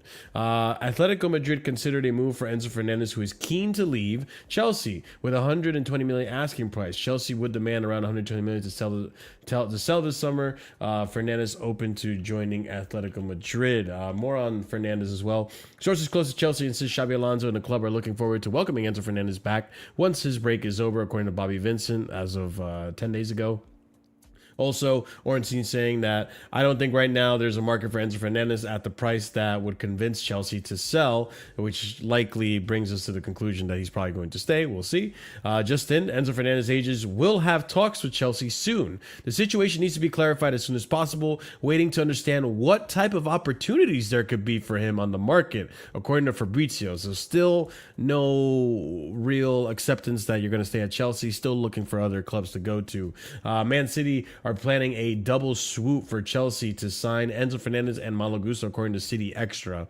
And then I believe that's it for that. So, yeah, I got to look for the Wharton stuff that RSM sent earlier, actually. I'll put that up on the screen. But yeah, it was from Simon Phillips. Yeah, I'll find that right now. Alex Scott, they don't He's want twerking for Chelsea, million. bro. He's twerking for Chelsea, bro. I mean, would we be okay? I feel like for me, 80 million is too much for me. Okay, this is the question. Yeah. This is the real question with Alex Scott. Okay, what's the question of Alex Scott? So he basically, Alex Scott, it seems like they want, what we heard is they want like 90 M, which is crazy. Okay, we're not doing 90 M. Yeah, I'll tell you that right now for free. No shot. However, he is twerking for us. He wants to come, right? Let's say 80 is the price. Okay, we sold Santos for 50. Alex Scott is going to replace Santos. Do you believe that Alex Scott is worth 30 M's more than Santos? Do you believe he's 30 million more the player than Santos? That's the question you need to answer for yourself. not really. I don't know for 100% sure, because like he's had one good season, what I've seen or heard of as well. They are like very similar roles as well. They both can play a DM role. They're both in a box to box. 30 million more, I don't know. Yeah. If he was like 80 million, I would go for Bruno G, who's supposed to be 90 to 100 That's million. what I'm saying. 85. He's 85. You know what I mean? Bruno G's 85. 85. That's the number. Bruno G is Bruno a bit too much of a geriatric. Oh my god. I mean, that's the reason why We don't have issues. maybe We don't they're have issues with hesitant. geriatrics anymore, man. We don't have issues with geriatrics anymore. Listen, we're bringing in bench geriatrics, you know what I mean? Guys that are going to be, you know, looking for trade that's going well and stuff like that. That's what we're doing in terms of that. I think Alex Scott probably is going to come. Yeah, I do. I agree. How much You do really you think it's gonna happen? I do. I think it's gonna happen. I think the thing is, man, Lavizi can't even. We getting academy kids getting 90 minutes, bro. That came to the club when he came. Okay, I think people don't understand how bad they look. I swear, go. So I think Sugu loan. We already heard he's gonna get a loan. Yeah, we heard he's gonna get a loan. He can get washed on loan. We don't care. Yeah, look at this guy, bro. This is Ahmed who says. Right. By the way, this is the same Ahmed who's like, no, I always support the young G's. All right, man. Nah, you don't. You know what? Yeah. Because it's Marshall. Because it's Marshall. Yeah, because it's Marshall's prospect. Yeah, hold on. Because the Sugu is Marshall Nation. Yeah, So Marshall yeah. Nation. Listen, Hold that, man. Marshall. Hold on. I'm just trying to support. You know what? I'm not gonna say it. I'm Anyways, no, What, you know a what it young is? man? You're gonna support a young man? Is that what you're gonna do? Okay. By the way, okay. That's a little blood. That's a little blood. By the way, this is my thing. Oh No, shit! I didn't really play that. That's crazy. Hey, yo. Relax on a Sugo. Hey, yo. bro. No. Hey, yo. Relax on a That's Sugo. We're gonna buy him. We're gonna buy Alex Scott probably for around about 80 million. I agree. But you know what it is as well? I think Alex Scott is being brought to be the first option off the bench for whoever's playing next to Caicedo. Mm-hmm. Because this is what my belief is. I think they want Alex Scott, right? And then they want one of either Bruno G or Wharton to be the guy next to Caicedo. That's my opinion. Do you guys agree or no? If Enzo leaves. I don't think so, bro. I don't. I think for me, the issue for me fundamentally is that, you know, I don't know if Alonso wants another season of Enzo being that pivot, because look at the guys that we're bringing into the team. No, but that's what I'm saying. I think you're bringing in all these other guys in, and it's very clear. I don't think Enzo is part of his plans. That's what I'm saying. So that's what I'm saying. So if Alex Scott is being brought basically as to be the first man off the bench for one of Enzo Caicedo, right? I'm not even factoring Enzo as a guy next to Caicedo, because I think Enzo's not in the plans, right? That being, because if Enzo was in the plans, by the way, we wouldn't have links to Wharton. I need it to be very clear. If Enzo was in the plans, what Simon Phillips is saying right here wouldn't even be in the works at all. These guys these guys are already planning for a future without Enzo. And I think they're willing to spend money this summer for Wharton because they don't want to risk Wharton being taken next summer with us waiting around to see if anybody buys Enzo. They'd rather take the hit. Yeah, so I think the problem with that is I think we get one more midfielder, and I don't think we get two more in, because I do think I think Alex Scott probably would be a star if you're going to bring him in, because the money you're bringing him in for, he can't just be a bench player. And I think if you look at, he would be first. He would be first off the bench. That's the thing. No, but he would be. I think he would start for us actually. I think it would be him and Caicedo in that pivot actually. But then, so we're benching Enzo. Yes, it would have to be something like that. So I don't. Wait. The reason why I bring this up because I'll give you an example. Yeah, of his time at Leverkusen. Yeah. Obviously at his time at Leverkusen, in his second season he brought Alex Garcia. Yeah. Alex Garcia is very similar to what's it called, Alex Scott, in the sense that they're both deep line playmakers. They were still kind of mobile. They were able to do stuff, and they had a little bit of a better to listen. And if you look at Scott's profile, he's very similar to him, very mobile, helps to be that six that can create from deep, can actually defend. You know what I mean? That's something that we put as a center for quite consistently. And so for me, he actually fits that quite well. I think of Enzo Fernandez. I think his future is cooked. I think for me, if he comes back, it's going to be a situation of, like how, I don't know if you guys saw, Alonso was mentioning the fact he doesn't want to change the system too much. And I'm saying you guys have seen this, right? And if that's the case, that's probably what did you play last season? 4-2-3-1 was what we played basically, essentially. Wasn't it? Or something like that? Yeah, right? 4-2-3-1. So let's look at it like that, yeah? You probably have Alex Scott, Caicedo, and who's the guy in the middle? Enzo will be in the middle, because you don't want Enzo in that pivot anymore. And you play probably Rodgers and Palmer out wide. Those are your two bad men. But this is my contention, right? And this is what I believe. I think Chelsea don't want Enzo to stay either. I think both Chelsea and Enzo are done with each other. That's my prediction. I think Chelsea are going to be willing to lower the evaluation low enough to where somebody tries to come for Enzo. Because the fact that, and this is my point, right? Is I agree. I think Scott is being bought, but I don't believe that they think that Scott is the guy next to, because if that was the case, if Scott was the guy, right, then why are we being linked to Wharton, right? Why do we keep hearing every single time that, it's not going to be just Scott, it's also going to be, it's not just Scott, we want somebody else. It's going to be almost two midfielders. We're hearing that from a lot of different sources, right? That they're looking for two midfielders. And again, we say that only makes sense if Enzo's leaving. And I do think that they're trying to maybe hold out for the higher evaluation, but I think eventually they're going to let it go. Because I don't see Enzo having a spot on the team, but I also don't see them being willing to let Enzo rot on the bench. Like, they'd rather move on from him this season and just kind of be done with it and clean their hands of the whole situation than let him rot on the bench and potentially have more comments come out through his agent, right? He's going to hop on another Twitch stream and talk about Chelsea and say this or that, have another season of him twerking for Madrid while he's still a Chelsea player. Just like, you'd rather just wash your hands of that whole situation and sell him now, even if it's for a reduced like 80-90 instead of the 120 that they wanted for him. In which case, once that you get that 80 and once you get that 80 to 100, you can use that obviously to move in for Wharton. And another thing too that gives me that thing is, like, we have heard as well that when Iqbali met Parrish in New York City after the World Cup final, they spoke about, this was reported, they spoke about more than just Lacroix. Like, that they spoke about more than just that. They said there was a multitude of players that were spoken about. And I imagine one of those was obviously potentially Wharton also coming to Chelsea, us maybe sending somebody his way. Like, again, the Josh Links came up, right, on loan. We also have a ton of defenders that we're looking to potentially move on. So I think that there's a lot that is still in play. But I think for me, I think it's obvious to me, at least, that Chelsea do not want to keep Enzo either. Like, we are going to try to find a way to move him on at the end of the summer. Whether that is possible or not is a different conversation. But I do think that they want Alonso to have a completely clean slate.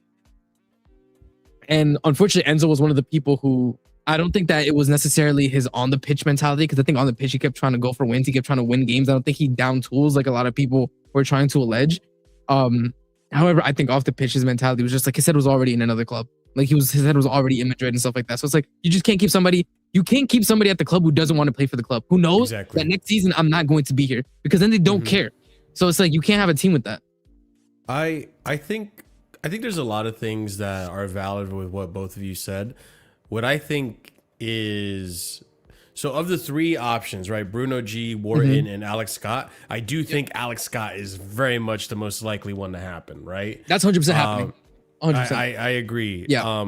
The reason I don't think Wharton is likely to happen is because although we have good negotiations happening with Crystal Palace and we can probably offer them players and all this stuff, I think from a competitive standpoint, they just got this manager, Pierre Sage, from Lens, right? Who competed pretty well in Ligue 1. They are in Europa right now for the first time in their history after winning the Conference League. They want to do something, right? So they're not going to just completely pull apart their team that got them there. And Wharton was a big part of it, even though he didn't have his best season last season, right? So I think they're gonna want to keep some of that skeleton rather than sell it all off. So that might be something that might, unless it's a very lucrative offer, it might be something that's off the table. You can say that as well, but you got to keep in mind, for Palace, being in Europe also means you have to comply to UEFA restrictions. And a lot of teams are able to fly under the radar. They're in the Premier League, right? With the restrictions of the Premier League, because the restrictions of the Premier League are a lot more generous than they are in Europe on the UEFA restrictions. So now might be a case where you are fine in the Premier League. As soon as you get into Europe, the numbers change and you need to sell. Potentially, especially with that stadium that they got. I mean, after a bit, hey, listen, yo, you hate that, yo. Marshall never fails to mention how shit that stadium is every time, bro. Suck, bro. I can't you know how Stappy has his Bournemouth story. That's your Crystal Palace story. Like, this stadium is trash. Hey, can I tell you guys my Crystal Palace story? Yeah, that stadium was horrible, bro. But there's that, right? The Bruno one is interesting because you said it, and I think we've all agreed. Like, Bruno's first priority is leaving Newcastle. Like, he does not want to be in Newcastle anymore. He's being respectful about it. He's not like doing an Isak. You know, if it happens, it happens. If it doesn't, it doesn't, right? And he was just in Newcastle the other day, so he is like doing everything professionally, whatever. Good for him. But I think his ambition is to be in a Big Six team that is going to promise them consistently being in Champions League. So Arsenal is ideal destination for him. Now, I think what's happening too is that Man City and Chelsea alike are waiting to see what the second bid for Arsenal is going to be, because they're still negotiating. They're still beating around the bush about, am I going to do, what we're going to do, 80, 75, whatever. If that bid gets rejected, I won't be surprised if all of a sudden City or I'll even throw Spurs in there. Fuck it. I don't think they need it, but like City, Spurs, or Chelsea swoop in, and all of a sudden we're in the race. So when does who knows? I think somebody said that like they wanted it to be done before they expected all the World Cup players to be back for the preseason for Newcastle, which I think is next week. So Bruno said he wants his future, and so does Newcastle. They want it to be sorted out by next week. In which case we've heard, like it's accelerating. That's again, Arsenal still accelerating. You know what I'm saying? They accelerating, like the tortoise and the hare, and they're the tortoise. Sure. That's how they're accelerating. But I think they're going to be rejected because I think they're going to offer like 70 plus 5 million to get 75 add-ons, and they're just not going to do that. I don't know. I don't know. It's such a weird situation because like I don't know why Arsenal are moving so broke when they know Declan Rice is hanging on by a string. He's playing through 3 different injections, like in his back, in his hamstring, in his knee. Brother, you need to get somebody in. So it's like I don't understand why they keep doing this unless they legitimately are like holding on to a bit of money because they want to go for a Hail Mary bid for Vinny or some shit. Like I don't see it. The logic does not compute. You won the league already without a left winger. You're not winning the league without a good person in midfield. Like losing Declan Rice, bro. Like you just can't do that. It's like I don't. Declan. And they're in a weird situation too, where they don't have Saliba for at least 5 months. Yep. He's out. So they need to move and make some business happen, because I'm telling you right now, Gabriel without Saliba, everyone calling him world class. You're about to Bro, see you what were a world class no, center back looks like without. you have Saliba the holding his meanest hand. agendas, bro. Oh yes, I that do. center back. Yes, I do. That center I'm back, looking bro. forward to seeing the real. That's what I Gabriel's said. colors. When Haaland dunked on him, I know you was eating good. Oh yeah, I was Good. happy. I was smiling from ear to ear, bro. It was What great. do you think Gabriel's not a good defender? No, he's not. He's a goal scoring merchant, man. Sorry, He's what? a good goal scoring defender. He's not. What? I don't think Gabriel's. Oh, I forget you're Brazilian. He's not a I don't good think he's a defender. good. I don't I don't think he's a world class I don't defender. think. Yeah, I don't think he's world class. I think he's elite level. but he's Sorry, good. my word slipped. I don't think he's Yeah. a world class defender. Okay, no. you said good. I was like, you don't think he's even good? That's what I was like. What the? Okay. No, so- no. What the fuck, yeah. I think Yeah, he's that's still a defender. close, though. Okay. I don't think. Yeah. No, I Saliba's agree. even I agree world with class that. either, I though. agree with that. That's fine. Yeah. But You know, But but that's the thing. Hold up. By the way, I You can't agree. do that for with the whole statement. season, Hold up. Austin. I don't think Saliba or Gabriel are world class. You know why? You don't put two DMs. You don't put two DMs in front of world class center back duo. I'm sorry, bro. Wallahi, bro. You don't put two DMs. If your center back duo is world class, you don't put two DMs in front of. Also, I'm sorry. Also, Boston AFC. You say that, but you didn't miss Rice for the beginning, and I think you guys are gonna miss Rice. So you're gonna have Rice covering for them. You're gonna have a Zubamendi and whoever the hell you're gonna have in DM. By the way, this is the same thing. By the way, just so you guys know, right? Like all the Arsenal fans being like, "Oh, it's gonna be okay. It's gonna be this." This is the same thing that happened to City. They were like, "Okay, we have no Rodri." They won. They got through the first 5 games, right? They got through the first 5 games without Rodri, and then what happened? They went winless for how long? Yeah. Like again, And then they got- you're gonna they get got Low through. key happened to us last season too. We were like, That's what I'm saying. It happens to us with Cole. It happens to us with Cole. That's what I'm saying. You can No, say. I knew it wasn't gonna be cool about Colwell. You can. I knew when Cole was gone, like, well, I hear season's done. I just didn't think it was gonna be that bad. like Cole. But I didn't think it was gonna be that bad. And so so when Arsenal fans are like, we need this, like, you guys are going to need that. But again, this is my whole point. Arsenal have enough center backs to cover for that. They do not have a midfielder of the level to cover for Declan Rice, which is why I don't understand why they're not going to go in for Gabriel, which is why I think as well, we are still waiting in the works to see what happens with Bruno G. Because I think if Arsenal gets Bruno G, we go all in for Wharton. That's my conspiracy theory. That's what I think. If I was gonna get a midfielder to replace Enzo, This is another thing too. I'm getting Bruno G. He's my number one target. please, big. This is another thing too. I think we Again, need to move on to the Brazilians. take this with a grain of salt, but this is I don't know if anybody watched Lewis' stream earlier. He said in the section before the panel got there, he said that from what he heard, that there was going to be in like the next week or two a fire sale. They were gonna try to do like a fire sale. I can't see. I hope so. Oh, okay. But brother, you realize there's a ton of glare, right? Like we can't see. Yeah, it. there's like so much glare, brother. so much glare. I'm He's like looking back at the light. I was reducing the requests. My bad. Go ahead. this guy, man. But No, I think, agree. listen, one Go comment for I'm it. going to make. Listen, midfield wise, we probably will find out about another sell by next week. I think that's what it will be. I'm sure. Oh, and I have a What about segment Kante? after this Is one. Kante We have a available? lot of outgoings. If you get, listen, N'Golo Kante, man. Yeah, is washed. Kante's 35, man. He can still N'Golo play. Kante is washed. He's in Fernandez. He's not joining us. He's washed. Guys, He's actually, bold. would you guys rather Did bring you say he's in? bold? He just Guys, moved. who would you rather bring Well, you in, could- Kante or Yes, hello, Henderson? Joe. You can't. Kante or Henderson? Chris, you can't bring in Kante. They're He both just 35, moved. aren't they? Chris, let me say this again for the 3rd time. He moved this window to Fenerbahce. Oh, he He's moved not again? joined. Yes, he's not Yes. a Saudi. It's He's still in point stand Turkey. fine. Who'd you rather? No, he can't join us, Before- Chris. It doesn't matter. Who gives a fuck? Before we actually get into that, let me get us into that topic, because we were talking about the midfield, and this is part of the midfield as well. We got to talk about it. It happened. Some people are panicking. Some people are just fine. I'm one of those people. Welbeck and Henderson. Here we go.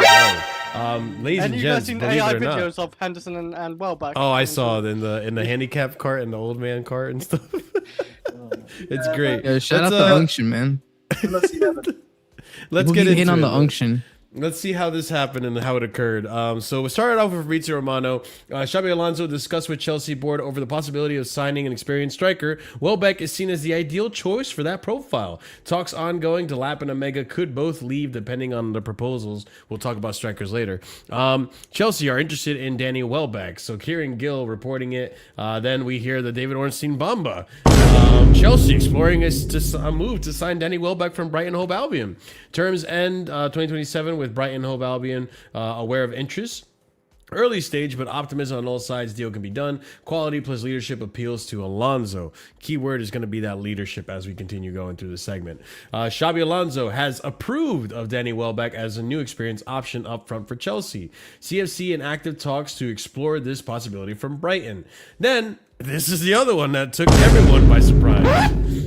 Breaking. Chelsea lead the race to sign Jordan Henderson as new midfielder. Another surprise for CFC. I think it was even a surprise for Fabrizio, to be honest. Henderson can leave Brentford on a free transfer, and Chelsea are ahead of the race with...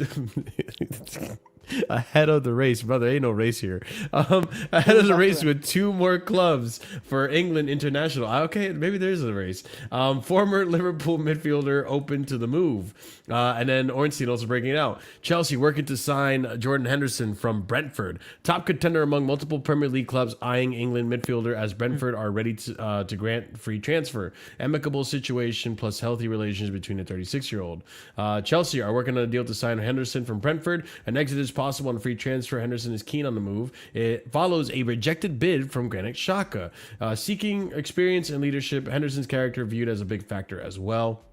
Henderson is surely being brought in by Chelsea primarily for his non-footballing attributes. Thomas Tuchel, who took Henderson to the World Cup this summer, said in 2025 that he brings leadership, character, and personality and energy. My man Tommy T. I'm a little upset with him, but hey, Audi TT knows what he's talking about. Chelsea advance on Henderson and Welbeck personal terms, nearly done with both players. Experienced leaders coming to Chelsea soon, and then pretty much more of the same. Henderson to Chelsea could be here we go very, very soon. Chelsea want to add experienced midfielder into the squad after Xhaka deal didn't happen. And then yesterday we heard also as well the deal is getting really close for Henderson and Welbeck with all to get all agreements done this week. Henderson and Welbeck both said yes to the project. Jordan to leave Brentford as a free agent. Negotiations are in progress in the final stages. Danny Welbeck agrees personal terms while talks between Brighton and Chelsea are ongoing.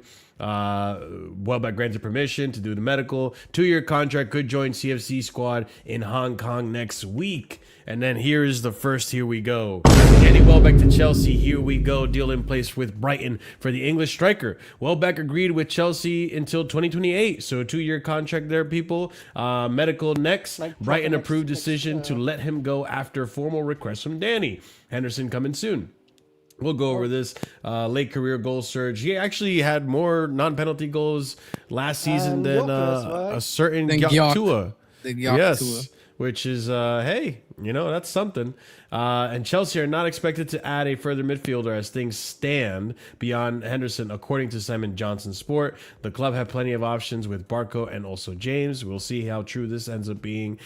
Chelsea are discussing alternatives to Chavarria as they are struggling to agree a fee. I don't really think this is real. I think it's a little bit of a fake one, because why would we bid for Alex Scott then?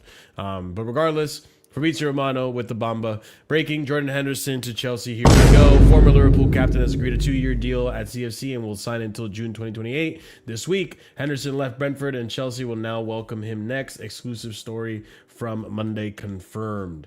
Chelsea are planning to announce both Henderson and Welbeck before Spurs game. Welbeck having medical done this evening. Henderson contract terms getting agreed. 2-year contract for both.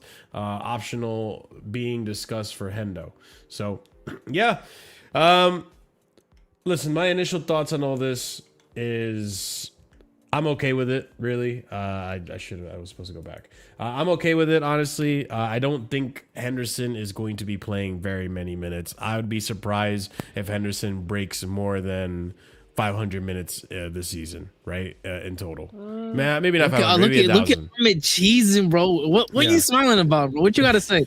Look at him cheesing, bro. We'll go to Ahmed. We'll go Ahmed first. We'll go cheesing, son. I don't think he's gonna play too many minutes. Ahmed got the pearly whites up. What you gotta say, Ahmed? What's so funny, man? Tell us. Share with the class, right, bro. Go ahead, Ahmed. What were you laughing about? No, I was. You gonna get the Henderson kit? No, I was watching the video on the side. Actually, I wasn't listening to it. This guy, bro. This guy, bro. Yeah, you don't want to listen to Henderson. Listen, you know, again, you know, these guys. I think I said this already, as you guys know, but these guys, listen, Welbeck is a good substitution to have. He's better than Ameka. He's better than all these other guys. He's a good option off the bench. I see him more as like a Giroud usage. If you're going to use him like that, use him like that. I think for me... Thank you, Ahmed, for pointing that out. I think that's the way you look at him, right? Okay, with Henderson, he either needs to play when the team is about to losing its head, so you can get a guy that can control the team. And we did that a lot last season. Yeah. Or Vocal leader. But other than that, it's about keeping the standard in training. That's it. That's what you need to be doing. You need to be the same coach. Listen, as long as, because I think RSM agrees, I think most of us kind of maybe said this, but as long as you actually get another midfielder, I'm not upset about this. If we don't get another midfielder, then this transfer changes for me, because I'm like, okay, is he actually going to play more than we want him to play? Because let's be honest, Lavia, we don't even know who he is, right? We talked about this. Lava who? We don't know. Isugo is probably going to get loaned out, even though I'm totally against it. My baller, you know. We need more melanin in the team, but now we're sending him away. Is he a token marshal? Is that what it is? What happened? Is he a token marshal? Is that why? That's You know what, Ahmed? You know what? yeah. I prefer really not to speak. No, that is an insane voice. Ahmed said is he the DEI signing? That's crazy, man. I'm not. That was supposed to be. That was supposed to be the lap, by the way. Yeah, right. I'm not gonna sit here and now with those two out the way, right? I'm not gonna sit here and pretend like, oh yeah, Reggie Walsh is gonna step up. Like, I don't fucking know. I don't think so. I don't think he's ready. Maybe he is. I don't know, but I doubt it. It depends on Alonso, right? At 10 as well. Also, Barco too. Is Barco gonna play like that? Like maybe, but it's not enough. So if we don't sign another midfielder, then this signing looks a lot worse.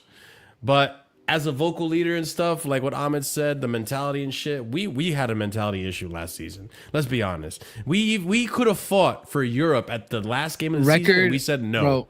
Bro, we needed a draw. record number of red cards, right? Yes. 19 points dropped from winning positions. 13 of those at home. Bro. 13 of those at home. 19 points dropped from winning positions, 13 of those at home. And then I think, what was it, like 9 or 8 of those points were dropped after the 75th minute. I'm sorry, that's inexcusable, bro. That's not okay. That is not okay. Like, there's clearly the mentality issue, bro. This is the thing that bothers me the most. No, and this is my thing. I love Reese. I love Reese. Yeah. Reese is my spiritual captain. But in terms of on the pitch, more like he's not. Yeah, he's not. And He's you know, Ahmed, it's not Henderson. Ahmed, you know the video? Reese is a good youth. He's too much of a good youth, bro. You know what I'm saying? Like he don't got that fire in him enough. And Enzo, we didn't know the problems of Enzo being vice captain, bro. We don't need to speak about Enzo and the vice. But like, bro, come on. I'd rather not, man. You know, vice captain that's always controversial, always in the news. So, bro, I'm telling you, if we had Welbeck and Henderson in the locker room, I'll tell you right now, Nico Jackson isn't talking to Asherwet. They're not fighting over penalties. We're not getting these dumb red cards. Like, a lot of stuff just doesn't happen. But this is what happens when you let kids be together with nobody leading them. Like, these guys we found out these guys were clowning Senior. They were calling him substitute teacher. They're making fun of him. They were out here respecting the ball. Was they? Under your captain, they were. Yes. Yes, they were. They were calling him. Wait. All of them or who? Well, we don't know. We don't know who, but that's what the reports were, that the team were calling him substitute teacher. Yeah. Yeah, like I wasn't the only one roasting him. You know what I'm saying? Like the team was roasting him too. Yeah, they didn't believe him, but that's what I'm saying. That's the issue that I have with like Reece James. I think Reece James can be a leader on the pitch. Context, but I'm just saying is that I don't know. Yeah. No, but the thing is, Chris, when Maresca left, they were like, okay, what the fuck? This ain't a serious team. Enzo Fernandez is a big example of that. He checked out. But that's why, like, that's the thing too with leaders, right? Like, if you have leaders checking out, you have followers as well. What did Reece James say? If they don't want to carry the bricks, you know what I'm saying? Listen, he wasn't trying to carry the bricks. He wasn't trying to carry the bricks. He wasn't. Yeah. See, and listen, and look how many times he's had a hamstring injury, and the club's been trying to carry bricks for him. That fucking carrying bricks for him. Get him out of my club, honestly, man. Wow.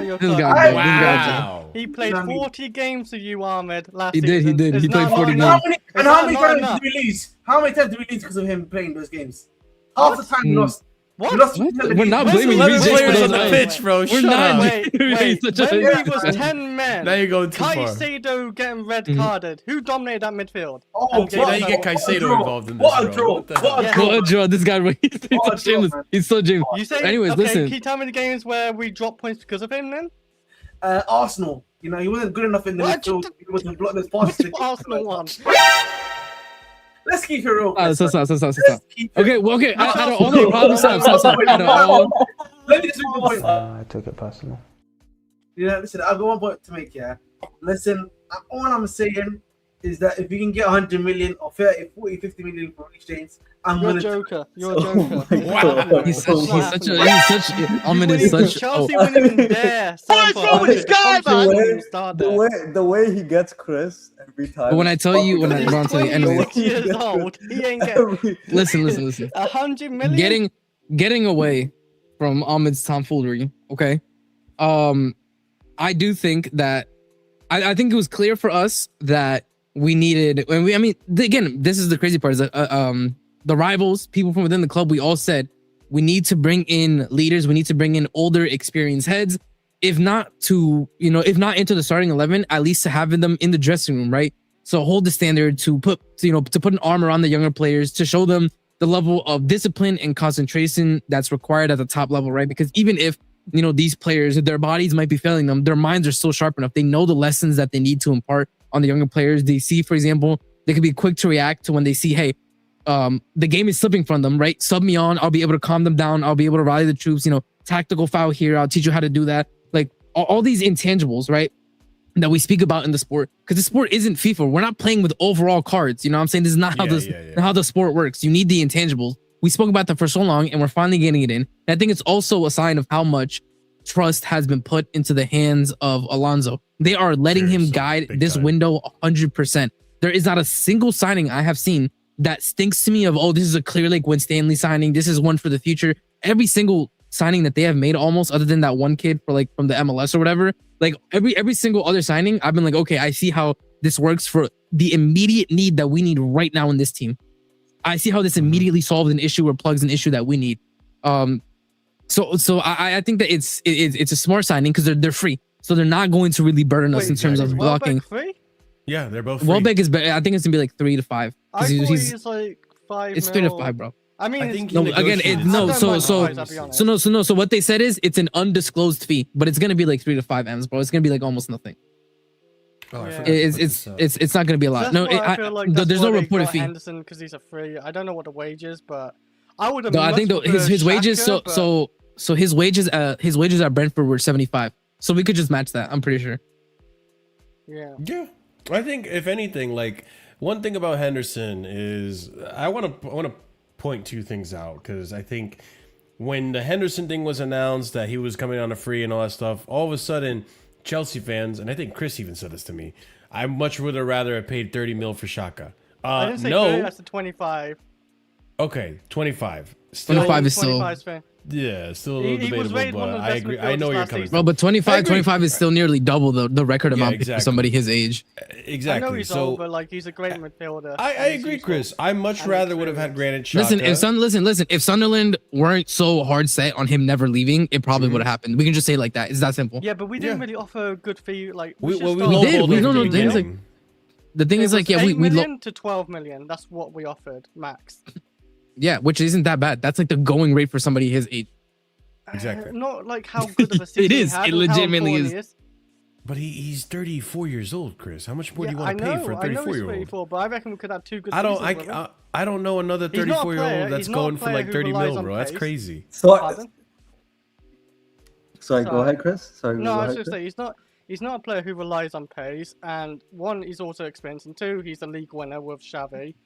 And yeah, like last season he was actually one of the best midfielders. He's actually outplayed Chelsea as well, but then again, it's Chelsea, I guess. So. But I don't know if I'm paying 25 I'm mil not for like Xhaka just because I'm getting massively Henderson on upset a with free. it, but like I would much rather pay if we can get him for 25, I would have took 25. Okay, this leads me to my next point, and maybe CP might rebuttal this, but like this leads me to my next point. I don't think he's gonna play much. Like I said, I think Henderson gets less than 1,000 minutes, but in the minutes that he plays, Just about 1,000. Shut up, Chris. In the minutes that he does play, I think he's a serviceable player. I don't think people make him sound like he's Saul Niguez, bro. Like Saul Niguez was a straight up cheeks. Like he's not that bad. You guys know what I'm saying? He's not that bad. He played a lot of minutes for Brentford. It's like, again, people, and this is the problem with rivals. Rivals are legitimately, I think, like Henderson was gonna be first off the bench for us every single time when we're chasing a game like that. Like Henderson is gonna come on like 90th minute when they add 7 extra minutes to just marshal the defense and make sure that everybody stays concentrated. That's it, bro. We're gonna take off a winger. You're gonna put on Henderson, maybe, and then go from there. Stopped on a lot, yeah. Yeah, CP, what were you gonna say? Do you agree with what I'm saying there, or I don't know? Do you hate this entirely? No, I don't hate it. We need that other extra midfield signing for me to feel I agree. more secure about it. 100%. Yes. Lavia is not a real person, as we discovered once again. Yep. Fake footballer. Asugo might be loaned out. I don't know how Valentino Barco is gonna react to coming back. That's true. That's very true. High key, he might be sent back to Strasbourg, bro. I'm not gonna lie to you. That's what I'm saying. But that's what I'm saying. Like, we don't know how he's gonna be as a midfielder in the Premier League because he didn't work as a left back in the Premier League. Yeah. So all we have is what Caicedo and him, and then Reece James. If he's healthy, and we can put him there at times. That's not good enough. If he's healthy. If he's healthy, and we have to put him there. So it's like This guy, man. shut up, Ahmed. Just- So in a sense, Henderson's my 4th choice midfielder right now. If he was my 5th, that would make me feel way better. But he's my 4th. I want him to get Carabao Cup minutes. I want him to get early runs of FA Cup minutes. Yeah, I want him to get 5-10 minutes if we're 2-0 up and it's the 85th minute, so it goes into extra time, 95 minutes. That's what I want him to give me at most. Bro, he's not Saul Niguez. What are you talking about? He actually played a lot of minutes for Brentford. He did. Look at how Brentford finished ahead of us. And he cooked us when he was playing with Brentford. He put the dagger assist for Dog, this is what I'm saying. Like, So, I'm not Again, saying but he's this is class. He's gonna be a liability, sure. But again, this is my you know? this is my issue. Like, if we sign 2 midfielders, like I believe we will, he is literally 5th off the bench. In which case, you guys are being upset about a 3rd string goalkeeper. Like, this is legitimately the level. This is my whole point. This is where I agree. Like, wait to see the rest of the window. If we sign 2 midfielders ahead of him, guess what? He's literally just there. So, like I said, he's there to be a motivational coach. Okay, make sure standards are high, and then when somebody gets injured, he runs on the pitch with the physios. Okay, with the Gatorade. Like, it's gonna be okay. It's gonna be okay. Trust. Like, it's not gonna be that deep, bro. And I will say this too. Besides Henderson, I do like the Welbeck signing. We are freed from the shackles of the Welbeck dagger every season.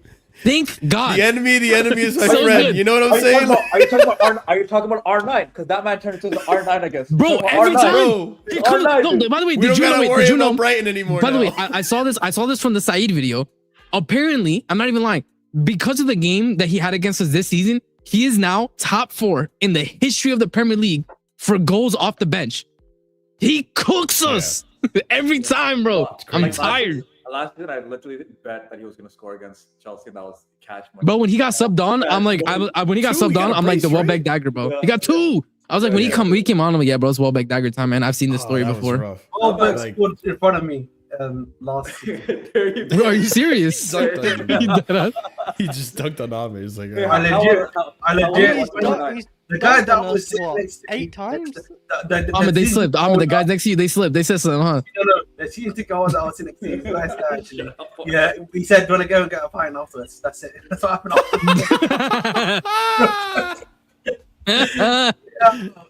Literally, listen, man. I think these signings, from the outside looking, they're decent. But listen, man, Sorloth was there. That's what I'm saying. Sorloth could have added as much as him. yeah, but Sorloth isn't giving you the experience, bro. Bro, Sorloth is not joining the team. We're not paying. Ahmed, stop. Ahmed, this How can you is where forgive Chelsea Sorloth fans. for what he did in the World Cup? Bro? This, I don't care about Sorloth. I Listen, am so tired of Chelsea fans like acting like Sorloth is willing to come sit on the bench behind Joao Pedro. Why? Nah, nice. I'm He's doing it at right Welbeck over now. Sorloth. He's doing it right now. He's doing it right now. No, but that's my point. He's doing it right now. Why would he move to do it again? At this point, just give me Vlahovic on a free from getting Sorloth as a back. Okay, No, but this is my thing. Like, I would rather, and this is my whole point. How much would it cost? By the way, on top of what it would cost to get Sorloth out of Atletico Madrid, we're getting Welbeck for pennies, bro. Ahmed's willing to do that. Yeah, man. It's He crazy. would sell That's me what I'm saying. for If 100 you're mil, giving but me- he'd that's bring what his I'm soul saying. off for like 60. That's what I'm saying. What? That's what I'm You know saying. what? Just give me Vlahovic then. If you're giving me Sorloth, just give me Vlahovic on a free. He's a free agent. Just But give me him the then. way I see it too is with Welbeck specifically, not with Sorloth, right? And I even with Vlahovic is another one. I'm like, I don't know, man. That one kind of stinks. It's the experience that he has. A rising tide raises all ships. I feel like with him, I think he doesn't need to do this with João Pedro. But with the other guys that we're gonna have, like maybe Guiu doesn't go, maybe Satpaev Omega. stays, Omega's gonna be here. Bro, the one thing we need in front of fucking goal, especially Delap if he stays, because I don't know what team is gonna pick Oh him my up. God, please no. Bro, Everton, save us. Composure in front of goal. And that's one thing Welbeck knows how to fucking do, because the amount of times he came out from the bench to dunk on us, bro, that's composure. That's mentality. he might like I Remy. mean, He might like be able to Remy, man. finish. The one good thing about that, maybe Brian won't take points of us no more, as he's doing. No, That's that's what what I I'm saying. said. That's what I said, bro. We gained the 3 points. But Yeah. I don't know how much Ollie Watkins is, but I would have took him as well. Like if he was willing to. You know what it is though. You know what it Chelsea is. probably Wait, this is where I think the He's like, what, Welbeck 30, signing I think? is levels ahead of the Henderson signing. Is Welbeck just had off the bench pretty much, right? Had the best goal return. He had the best goal return. He's such an idiot, bro. And this is the same guy who's telling us to sell Reece James for 50, bro. I'm not hearing it, bro. Please give it up, man. Same guy. All I'm hearing right now is the positives. Can we? You just told me to get Sorloth, bro. Stop This is the it. thing. No, hold up. No, this is what I'm saying. If you want to say, oh, let's get Ollie Watkins, right? One, Ollie Watkins is going to cost would've money. took him. And Ollie Watkins off the bench is not as good as Welbeck off the bench. I Be honest. I now. don't know about that. He's always Welbeck has proven that he knows how to operate coming off the bench to Wait, change the game. yeah. So I don't know what to tell Ollie you. Like, The one thing I would say though, I think Ollie Watkins would be the better signing only because it would be a good medium-term bench option. In the sense that obviously yes, with Welbeck you get 2 years. Ollie Watkins only staying is You probably get 4 years. but that's fine. But that's fine though. I'm just saying from like that perspective, he can still give you quite a. I don't think I'd pay more than Sorry, go 35 million for Watkins. Okay, how many goals did Welbeck get in the Premier League last season? 13. Watkins, who probably 16. played a lot more than him, got 16. You know what I mean? know. Like, I don't know. I understand, see your point, but it's going to cost us a lot more money. Bad though, because João Pedro got 15 It's goals. no, it's not bad. But Chris, are you going to pay how many more million for 2 more goals, 3 more goals than Welbeck? I think if I was Is it gonna worth do- it at that point? But then if Watkins technically was like might be more 35 years. million, I'd be okay taking Watkins Yeah, over more years, Welbeck. yeah. But if we can't get, if we couldn't get a Watkins for like 35 and they wanted 50, I would stay away. I don't mind a Welbeck. Can I ask another question? So I've I'm got not another even like question I against wanna that ask. one. Yeah. I'm No, really not. ask us another question. Yeah. You know, listen. I'm ready. He smiles when he's ready to talk bullshit. Yo, wait, by the way, anytime he says can I ask a question, you already know what's coming, man. Listen, we've got an old head in ST. We've got an old head in midfield. Yeah. So Okay. who's the old head in the centre back department? Because obviously Stones is gone now. We know it's Tosin, bro. Come on. It was going to be John Stones, but... It was gonna be he's, John yeah. Stones. Let's keep it real. You know, if I don't see Tosin out by the end of the window, I'm gonna give the Trexel an F. I'm not joking. I'm saying An F. All right, you can give it an F then, man. Relax. But you know what it is. You know what it is. Hold up. I think Right. Tosin doesn't want to leave.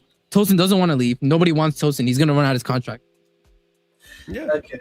Either way, I'll And we've give heard this window multiple so far maybe like a 7. quotes from Xabi Alonso. Like everybody, they're gonna be a lot more willing to let go. Like Tosin's gonna stay, but he's not. He's gonna be the same thing as Henderson. Like he knows he's not playing, bro. Like he's gonna have so many people ahead of him, and that's why I don't think I said it's just like it's a waste of breath talking about Tosin because he's not leaving. what's He doesn't your want to opinion leave. on your this a certain Argentinian being linked to us as another centre back option? Romero. Yeah, Bro, you've that better seen- not happen. I swear to God, if that happens, I'm gonna lose my shit. Imagine that. What's his name? The one that we got Lacroix and what's it called? Christian Romero. Plus, Lacroix is not the old head, but he's got experience too back there. He's 26, right? 26. So it's a good age. He's got I good just, but experience. Ahmed, this is my question though. Like in terms of old heads, what old heads are available on the market for us to bring in? Otamendi. No, Because there it was some looks people, like- people said Mahrez. What, People were Chris? saying Like Otamendi. taken away. No. In Salah. terms of center back. center back. Because we got the old head Laporte. intact. That's what Ahmed said. We got the old head intact. Oh, yeah, we got the Laporte's old head in midfield. Who's gonna be the old head in center back? Is what he said. Laporte. Give me Ronaldo's Laporte. old. Give me Laporte. But I don't think Laporte. I don't know. I mentioned Because you know what it is. No, you know what it is. Like They want to all the by the way, all the old heads we got, and a lot of the signings we got in this season, they're going like Xabi Alonso is going very heavily into Prem proven. He wants people who played in the Prem. Technically, is Marquinhos technically on a free or he got 1 year left? 1 year. Marquinhos got a 1 year. I'm pretty sure. Marquinhos, Yeah, we have been hitting the cheeky pen 45 on Marquinhos. Does Marquinhos want to leave when they're on the verge of a three-peat though? Does Marquinhos want to leave when they're on the verge of a But he three-peat? ain't Alaba. That was another one. I Bro, was I would mentioning, love yeah. Brother, Marquinhos, but we ain't getting him. Stay not joining far us. away from Alaba. He's not joining us when we You don't see, have bro, Champions League. nothing satisfies you. I'll give you another name like Alaba. You know, and stay far Alaba. away. You know how Alaba can barely play 1 game a season. I'd now. rather Otamendi Trying to get over I everything. agree, which is why I'm saying like Stones would have been Wait. bad. I just want to point something out. Everyone. Yep. Hey. Guess who the free agent and no one wants him. Hold that, Marshall. Hold that. Oh, is he Your boy free Frank agent? Kessie. Was it? Hold Time that. for early Hold retirement. that. Hey, not for Hold not that. for long. Not for Hold long. that. Hold Not that. for Frank Kessie hype. long. Wait, Oh, yeah, Not for so- long. He's gonna go back to Italy. I can't and save believe Italy. he's He's not gonna be over Italy 30 yet. savior. I swear he's Save like Italy. 34. Yeah, man. Hold that. Yeah, I just my thing is you would need to You need to understand, Chris. He's not 29. You need to understand. who? That's his. I get it. Ahmed, say no more. Ahmed, say no more. We know what you're saying, bro. Say no more. Oh, Julian You said Brandon. it. I forgot about him. Ahmed said nothing but said a lot. You know what I'm saying? Like, We'll see you in the MLS, Frank Kessie. Oh, I'll come Goretzka's watch your games, free. bro. Jesus. MLS hype. now, regardless, I don't know. 'Cause I'm trying to think because they would want a veteran in center back who was played in the Premier League already at a high enough level. You know what? Yeah, if I'm Chelsea, man, Lorenzo Pellegrini. Shut the fuck up. Shut the fuck up. You did not just mention that fraud in 2026. I hate this Ahmed. But by the way, do you see when I call him an enemy of progress? I'm not lying. No, like, you know what? Alan- You know what? The Alan Twan midfielder. Xavi, actually, low key, yeah, as an old head option, ain't too bad actually. He's I'll be- 28. Oh, He's 28. As an old head wait. option. We got Yeah, Riyad Mahrez bad. right there, 35 years old. He comes. What's right the to difference Chelsea. between him and freaking Riyad Tossing? Mahrez stinks right now, bro. Are you serious? He's 35. And I'd probably rather on the cheap. Welbeck than Riyad Mahrez. I can't. Yeah, lie to I you. agree. Yeah, bro. No, again, why are we looking at like it has to be a center back, guys. We're not getting By the way, another old head in attack. Yeah, Mahrez exactly. is taken now, Marshall. I don't know why you're showing us that. What happened? Carvajal is still a Real Madrid. What are you talking about? He's not on the free right now. I don't know. Yeah, he is. This is a free Yeah, he is. transfer. Yeah, he is. He left. He's free. He's free, It's brother. not updated, He's free. but Yeah, it these is. are He's free free. signings. He's free, Ahmed. Yeah, he's these are free. Free agents. Yeah, he Yes. is. Yeah. This is for this year. Yo, No way. There's no way. Yes. No way. 1 second. I'm still. Yeah. You're getting excited, are you? Hey, yo, pause. Are you gonna take Carvajal over Reece James right now? Are you serious? Ahmed. Why do you give him Don't even ideas, say bro? this, He yeah. Why do you doesn't- say You this? really do. Why do you say this? That's what I'm saying. Why do you You're say not this, the only bro? one that said this. Why I do heard you it earlier encourage today. I was this? like, you guys are delusional. I need to get off Twitter. What? Bro. Also, Carvajal, bro. Carvajal is like the injury stuff killed him, man. I cut it off. I went to center backs, bro. They Like, can't get Pellegrini anyway because Pellegrini just re-signed Oh, a Roma. Good. that's a good. shame. There you go. Alhamdulillah. yo, Oh, you a want Derby. A Derby. Yes. You know that makes what? sense. That makes Actually, sense. no, not a Cherby. Chancel Holy and shit, Bemba. he's old And now. Bemba actually is a good option. He's the captain, the former captain of Marseille, decent, can sort out Enzo the fuck, you know what I mean? Because he's from and Marseille. That's actually great one. Yo, is that Kennedy that I'm seeing? Yeah, That's on. Kennedy, Kennedy, Boateng, bro. Yeah. That's not. Oh, that's Boateng. Romain Sears. Oh, I know who that guy is. He used to play for Wolves. This Chris this, Smalling? No, thank you, Chris Smalling. Wait, Chris This Smalling still plays list is football? getting worse and worse, bro. Yeah, Yo. it's Yikes. worth less and less. That's why. Yeah, No, I would pick an Acerbi as an old head. Like, he's like Henderson. He's gonna be my 7th choice center back. I don't care. Can he speak English? Yeah, man, it's okay. Yeah, I don't know if he can actually. He can- Yeah, translator. It's okay. Let's ask the real This question, this man. Ahmed brother, bro. No, I need to ask the real questions, bro. A lot of the guys in the UK need to speak. We need to have someone that can understand the English language. You know what I mean? Can we say hi, hello, tactics? You know what I mean? You know, the reason why Brazilians work at Chelsea is because like there's always like a core of our squad that's Brazilian. There's like 25. Yeah. Essentially, you know. Dude, it's okay. He'll do the Pochettino thing and bring everyone for spaghetti, man, to his house. It's okay. So yeah, listen. I mean, there are some options. There are some options. No Peru, bro. Defensive. Oh no, fuck. Yeah. Defensive Peru do not belong in the same sentence, bro. I'll just say that right now. Defensive Peru do not belong in the same sentence, bro. The day Peru have a good defense, I'll have gray hairs all over my head, bro. Yeah, I'll be old. I'll be. Let's start with a good player first before we worry about a good player. Damn. Bro. let's one step at a time there. Right. I'll see you. I'll see you in Peru versus Brazil, right, bro? I'll see you. We'll talk. Let's see if we talk afterwards. I'll be honest. At this point, India and Peru have a better chance of qualifying for the World Cup than. So let's go, man. We'll be there. We'll be there. Yeah, so like, there's not many options. As for Cuti Romero, get that guy as far away from my team as possible. I do not. You don't want Cuti? No? No, I don't want that. 100% don't want that. Fuck that shit. Like, win. Just win every time. None of that. But also, like, if you thought fucking Enzo was bad, this guy's 10 times worse. This guy faked an injury to get out of Tottenham's fucking season, relegation season just to get to Argentina. Yeah, you know what? Wait, Marshall, you know what I just realized? Someone has put in the comment. Sanchez free. What are you saying, Sanchez on the No. He can deal with Sweetie. Bro, no more clients at the bridge. No more clients at the bridge. Don't worry, man. I'm tired, bro. You've got history of clients, man. You know what I mean? If you know, you know. Stop, bro. Stop. Right. I'm okay. I'm totally okay on that.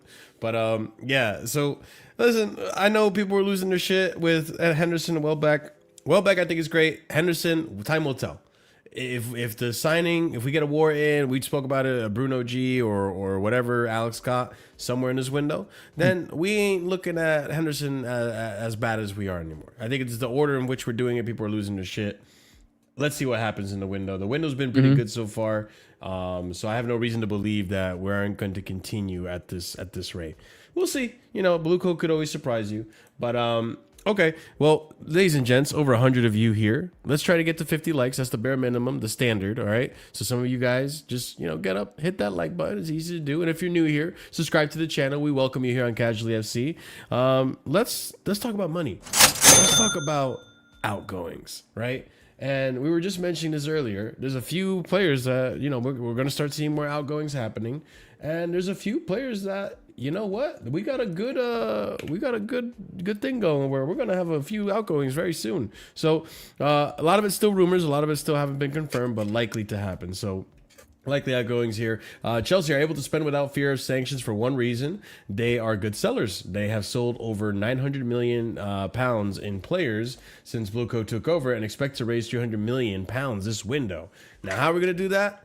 Yo, we got players to sell for days. So, first things first, this came out in June. I figured I'd put this in this segment right now. 4 players will depart Chelsea when their current contract expires on June 30th.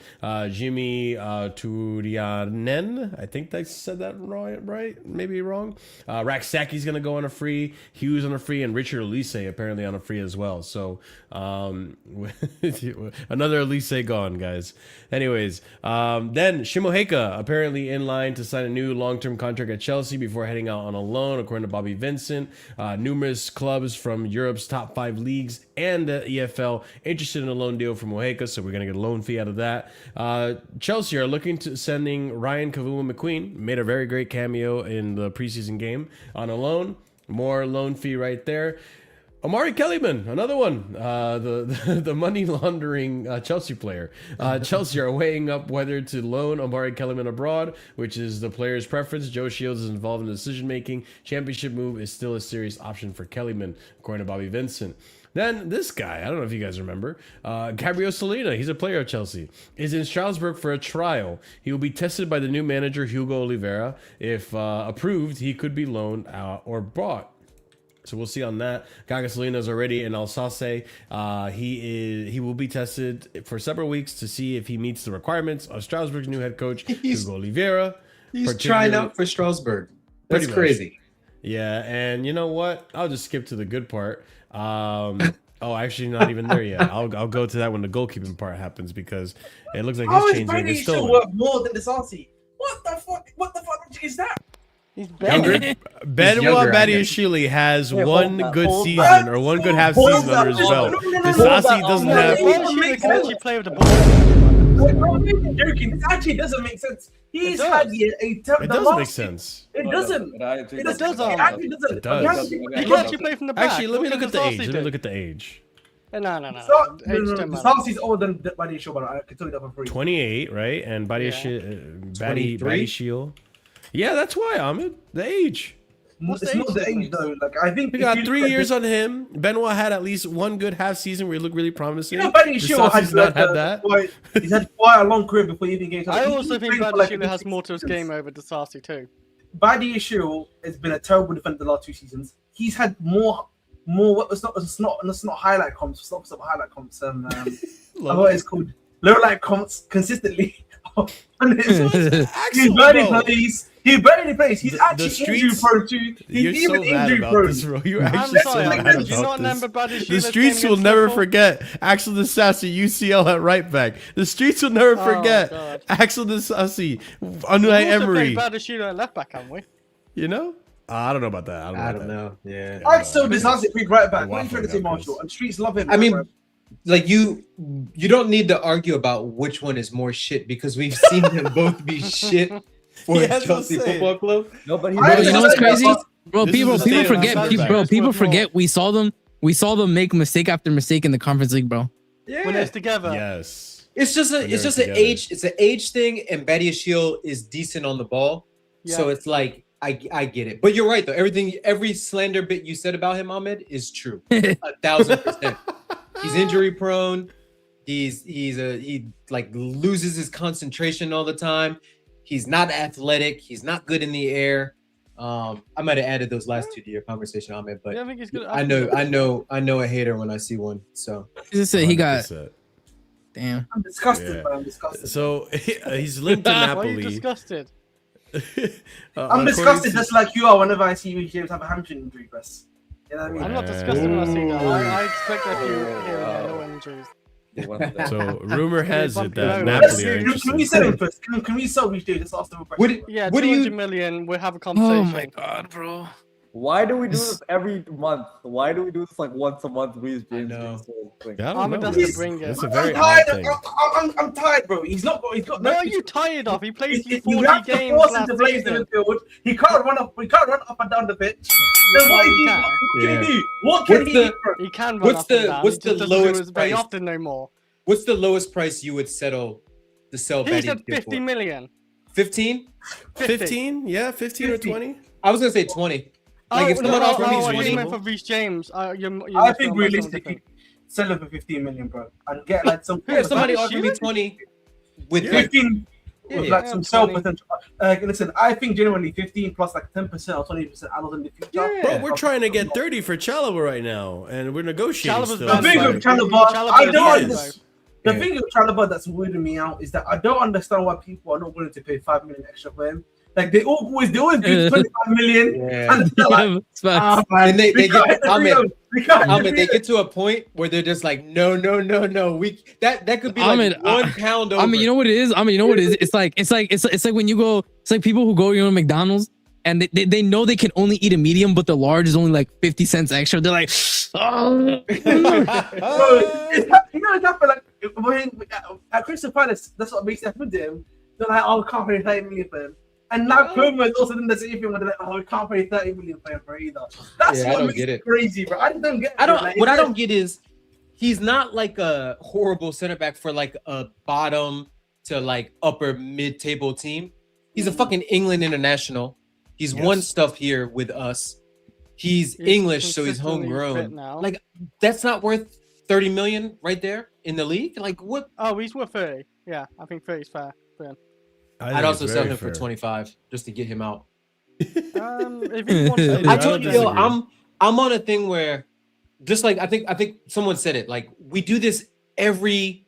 I think it was CP said it. We do this every time with all of our shit center backs that we're trying to sell, where like, oh, Roma's interested, and then we all get excited and we start counting the money before it even hits, and then negotiations drag on.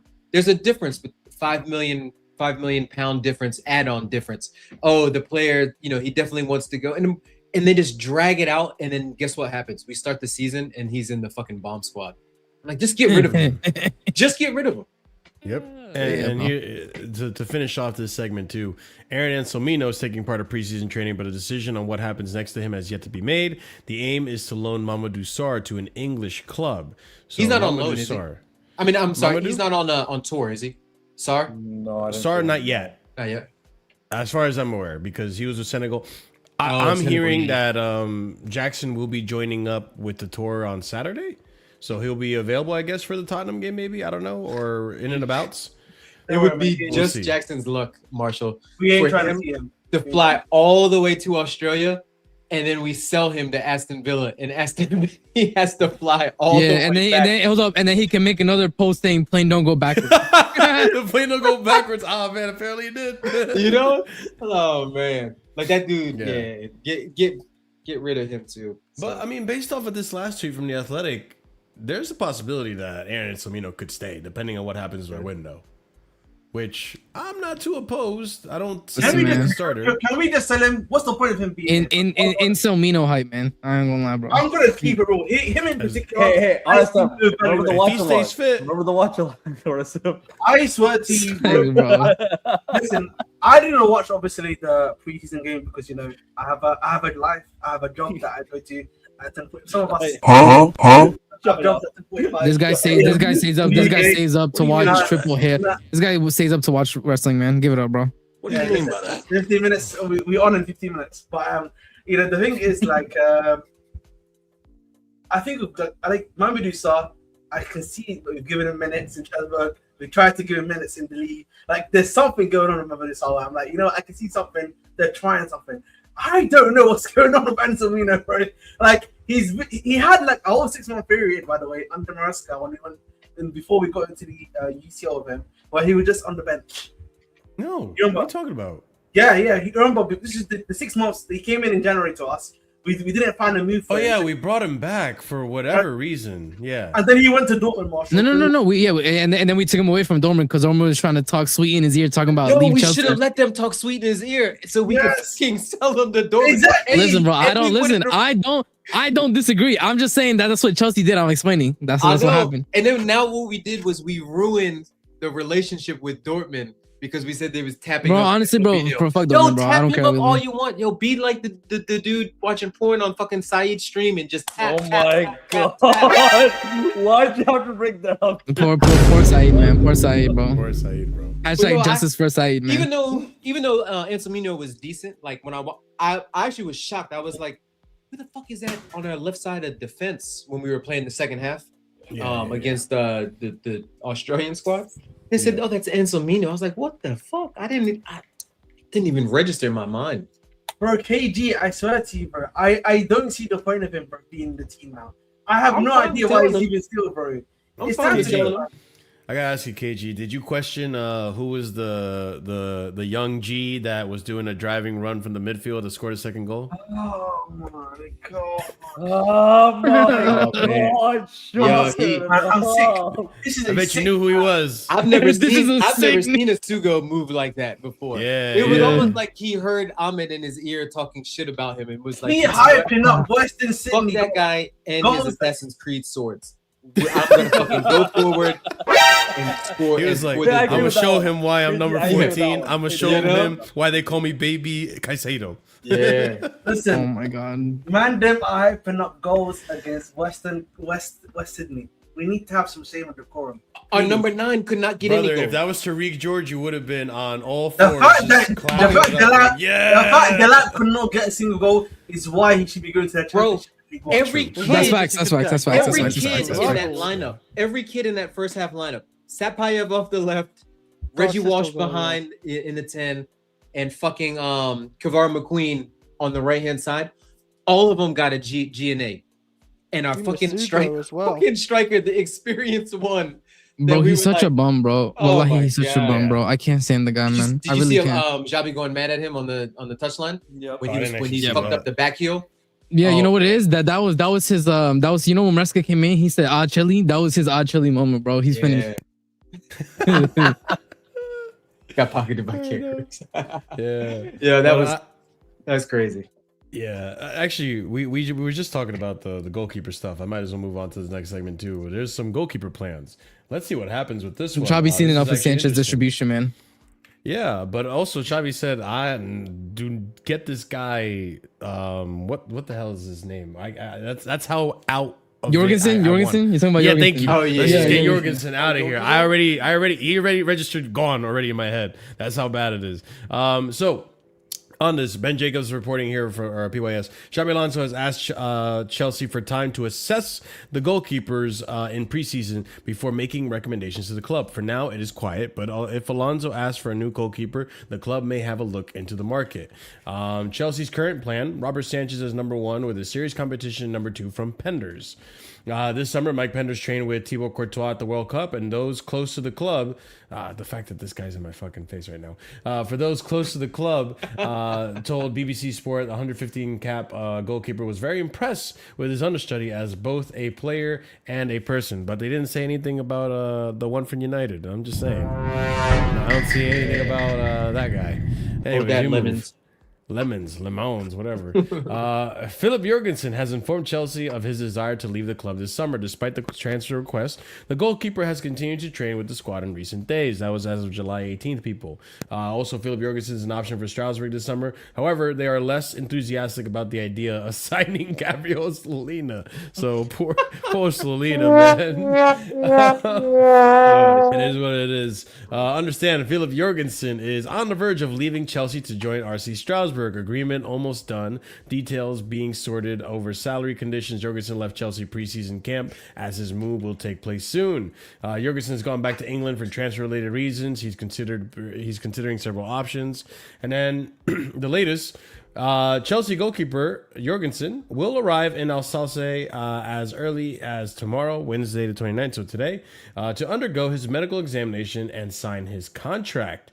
Jorgensen to Strasbourg, story confirmed and deal being closed tonight. Coventry City never concrete despite links as they sign Rushworth. Strasbourg are set to land Jorgensen as their new goalkeeper. So Jorgensen's gone. We're going to just have Penders and Sanchez. And I've heard rumors about the Costa thing. I'll be honest with y'all guys. I don't think Costa's worth it. I really don't. Can I ask a question just for a bit on Jorgensen? Oh, here we go. Go ahead, man. Listen, I think listen, if you want to Coventry City, shout out to Lamps. Lamps will probably get the best out of him. You might even get a few words from Patrick. Because Lampard has such knowledge about the goalkeeper. No. I'm saying like He got the best out of Kepa, right? Listen, you can get a few words. You can get Patrick on the line. Patrick can give him a few tips. You could have Tony Robbins give him a few words, and he's still gonna be shit. And you know what the worst part is, Ahmed? Yeah. You could be right. Maybe he does go Peter check, but you know what Jorgensen will do? Nah, man, I can play out the back, bro. I know more than you. You know what it is? Like, that's what he'll do, bro. That's Arrogant as shit. What are we talking about? I was just gonna say that. Is it just me or does Jorgensen like have a weird haircut? Like I always look at his haircut. Not Yeah, right there. there. I'm not understanding how the hairstyle's working there, bro. I'll be honest. Yeah, he looks like a douchebag. I'm not gonna lie. Like he looks like he's really arrogant. You know what I mean? Like one of those people. Like he could be a very nice guy. What is he like? Danish or Swedish or some shit? Danish, yeah. Danish. Usually the Norwegians are very or whatever the Scandinavians. That's the right word. Hold up. Are very nice people. But he just looks very just. I'm gonna check your WhatsApp. Oh, 60 million pound release clause That's for Costa? crazy. Yeah, please. I'm okay. I'm okay, bro. Are you all okay with one more year of Sanchez? I'm gonna check just so we can have Penders like Okay, to Chris, you're the worst, bro. ease the transition. I'm okay because honestly, like the way I saw it, right? And I actually put out a tweet on this because I think it's so true. The way people talk about Sanchez now is the way people talk about Palmer now. They remember Palmer's great breakout season, just like they remember Sanchez's horrible fucking season under Poch. Yeah. And then you look at last season, he wasn't perfect, but like he had ups and downs. I would say that. I think once Rosignor came in, it ruined Sanchez's season pretty much. And that's why he has to go. Hold on, Sanchez. Yeah. Sorry. I thought you were talking about Racine, and I was like, "Yo, bro, like, wake up! Like, we've got a new guy in." Because once Rosignor came in, like, it went to shit. It honestly went to shit for everyone. Because he was on trajectory. We were saying it. We were surprised we were even having this conversation. Even CP could admit to it. I would too. say Like, he was top 5. we robbed them. We robbed them of a hella clean sheets. And then but before January, we were having these weird conversations. It was weird conversations because we were in limbo. It was we were in the twilight zone. We were actually saying Robert Sanchez, player of the season. Like, we were having these conversations and we were being serious. Bro, he was in the golden he was in the glove race, bro. Wait, who won player of the season? By the way, I forgot. Pedro. João Pedro. João Pedro. Yeah, justifiably so. But you know what, Sanchez. He's serviceable, is what I'm saying. But Sanchez was on the downward because you remember the Arsenal Carabao Cup games where he fucked up in both of those games. Yeah. So he was teetering, like he had the collapse in him, and then he's too inconsistent. I mean, it's the same thing. It's the same thing that Arsenal did, where you can say, like, did Arsenal have a massive upgrade buying Raya? No, but is Raya consistent? Yes, Raya's consistent enough to where he doesn't make the bozo error, so you don't have to worry about that position. This is the issue with Sanchez, because does Sanchez have higher highs than Raya? Yeah, but he has bozo errors. He has purple patches where he stinks. Yeah. He has 2 big errors, and Raya doesn't do that. So it's like we don't even need to have like a world-class goalkeeper, brother. We just need a steady Eddie. Yeah. But I even think, like, I think, which is, by the way, what Alonso had, which is what Alonso had in Leverkusen. Yeah, who's the guy he had in Leverkusen, bro? Radecki or whatever. Yeah, Radecki, bro. That guy's not a world beater. He was just a steady Eddie. You know what's funny? You know, a good example of like a steady Eddie, like an old school one. I don't know why this guy's name came to head. Brad Friedel. I don't know why I just thought. Bro, Brad Friedel's older than me, and I'm fucking old. Wait. The reason why I don't know why I thought of it. That's a fucking pull, bro. You just thinking of random old bald white. No, very few people on this panel know who the fuck Brad Friedel is. The reason why I bring him up, many people were alive when he played. Brad Friedel was like he actually was playing in like Aston Villa back in 09. Yeah. No, I know. But like, remember. Yeah, but like he actually is a good example of like the type of boy we were talking about, where he was a very decent goalkeeper, played steady. That's what you want. Yeah. Like, you know. Yes, we just need a steady Eddie, bro. If Mendy could have just been solid for a bit more longer, bro, I think honestly that one season Mendy, man. Yeah. That's it. We would have been alright. But listen, Chevalier is on the bench at PSG. No, don't you dare! Don't you dare! We're not doing that. Stop it. Chevalier is on the bench for PSG for a reason, bro. But what are we doing? PSG have not helped him out there. Don't you dare! Don't you dare! So we're gonna help him out. It's time to rehabilitate. They're such a much better run club than we are. We're gonna help them out, bro. There's legitimately, bro. Stop it. Ahmed. You're looking at the way that the Prem is now. You're looking at the moves we're making, and you think it's time to rehabilitate a goalkeeper in the position we're in right now? Yeah, why not? The captain saved for 30 games. You know, and this is why Alonso's in charge of transfers and not Ahmed, bro. Yeah. Listen, we have Penders though. I do have high hopes for Penders. I want to see Penders in the preseason. Yeah, same. I need him to join ASAP. I never want to see Teddy Sherman low play again. I can't lie, bro. That game was so bad, bro. Yeah, but he's quite young. Oh man, it was bad. He was cheeks, brother. He's young, but he's probably look like world class, bro. He's probably like a year younger than Penders. What's Penders, like 19 Actually, now? yeah, Penders is like 20. Yeah, Penders is 19. No, is he 19? Yeah, he's young. I think Penders might be younger then. Stop aging up. Oh no, he's 20. He's 20. He's just turned. He actually just. No, he's gonna turn 21 in 2 days. So happy early birthday, Penders. Okay. Yeah, happy early birthday, Penders. Yeah, get your ass on the fucking plane down to Australia, so we can see you in a Chelsea kit. So we can like everyone's heard so much about Penders, rightfully so. Like when I watch him at Strasbourg, he's pretty decent, like a modern keeper. His passing is actually really impressive. And he's like, what is he, 6'7"? Like he's a tree. Unit. He's actually a fucking tree, bro. Yeah. Like I'm pretty sure he's taller than Sanchez. Yeah, I've seen some of the pictures. He gonna be Lil Bro in Sanchez and everyone else, bro. Yeah, he's skinny though. He's like real skinny. He is skinny. Yeah. So was Thibaut Courtois. When I remember when we first signed Thibaut Courtois yeah. to Chelsea, he was like a little scrawny little. Yeah, he was a twig. Little dickhead, bro. And Even now De he's Gea. like, When De Gea got to Yeah. Man United, he was so skinny. yeah. So it might be an advantage. I don't know, but like, hey, if Thibaut Courtois is saying he's impressed by what Penders is bringing to the table, it might be a good sign. You know what I'm saying? We have brought Yeah, up we'll Brad see. Friedel. Here's how CP. here's how I'm thinking about it. The Pender situations. We agree that Raya is a better goalkeeper in terms of goalkeeping than Unai Simon for Spain, right? But Yeah. Unai Simon's ball playing and what they want to do in that system is better for Spain, and that's why he starts. Yeah. So for me, it should be the same logic for Penders. If you think he's not as much of a better shot stopper than Sanchez right now, that's fine. I'd rather sacrifice that on the 21-year-old if he's light years better than him at ball playing. Yeah. Because He if is, to we're be gonna be fair. if we're gonna be a possession style ball playing system, we've seen how they do with Spain. We could do that. Why can't we do that? Yeah, that's true. So that's I why mean, I'm Depends thinking on about what Alonso You make wants logical to do, right? points. We Yeah. haven't had logical Good- decisions with the goalkeeper. Good arguments. Good arguments. So. Thank you. Right. I'm not Ahmed. Yeah. I don't say let's Yeah. get Chevalier after he's. I know. You know. Oh, And then follow it up with Brad Friedel. That was that was a wild one, man.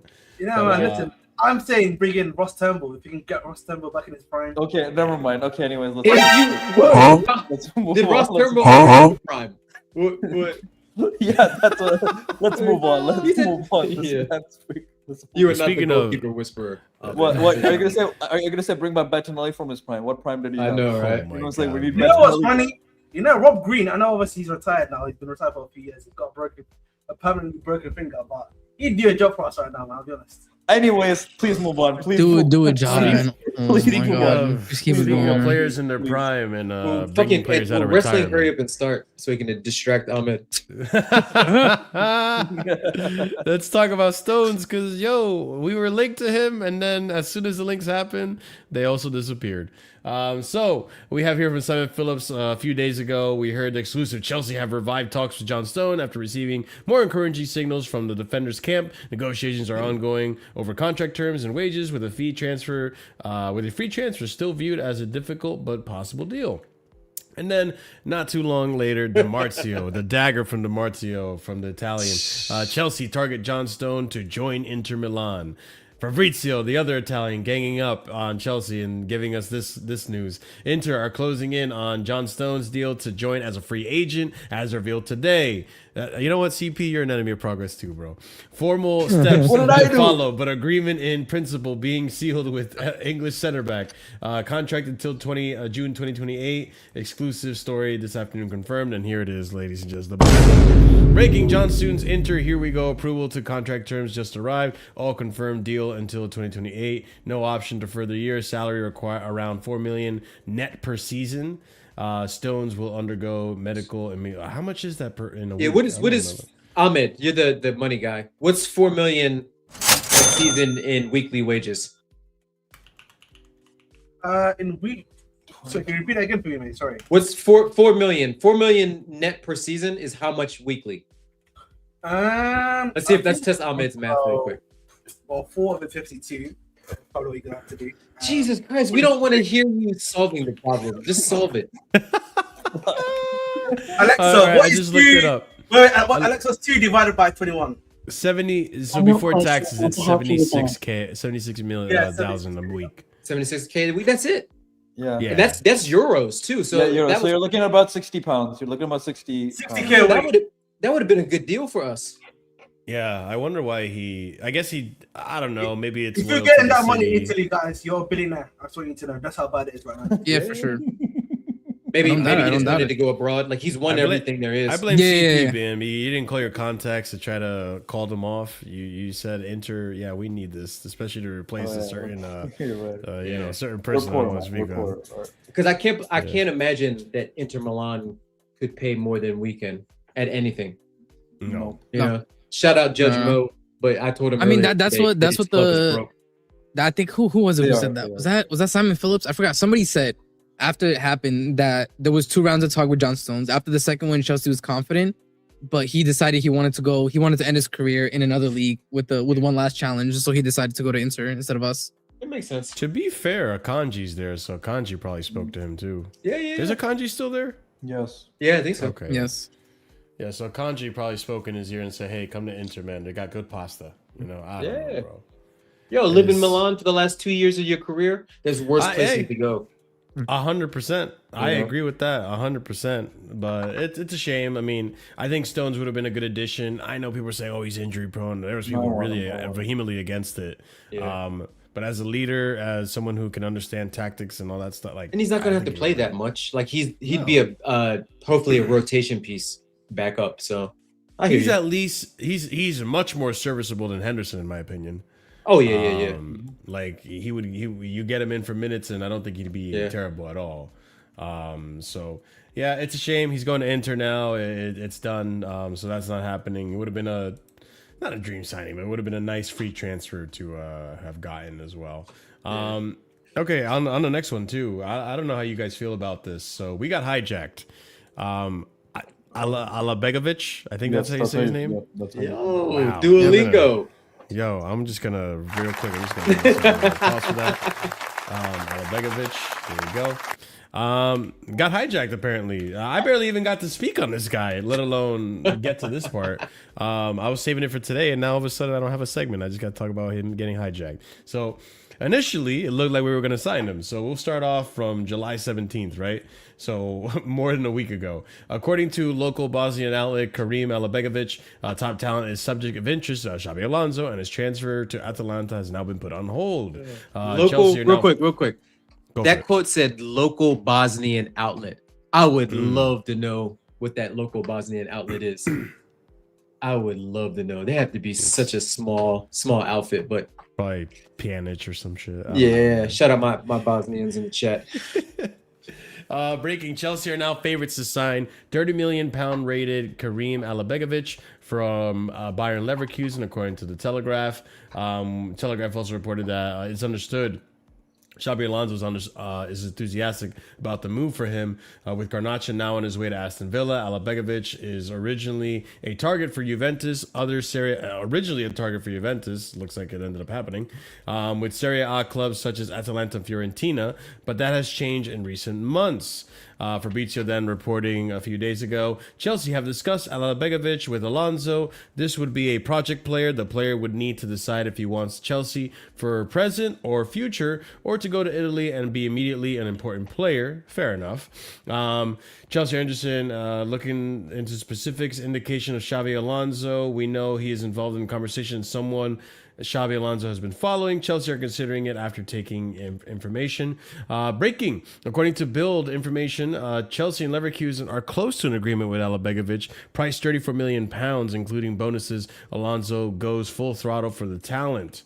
Then we also have here that Fabrizio Romano reporting that Chelsea would like to pay between 21 to 24 million pounds for Alajbegovic. I think that's more reasonable. The plan would be to sign him and then evaluate whether he stays or goes on loan. Whereas Italian clubs are saying to sign him for them, and he will be an important player immediately. Talks ongoing, and then this is where it falls apart.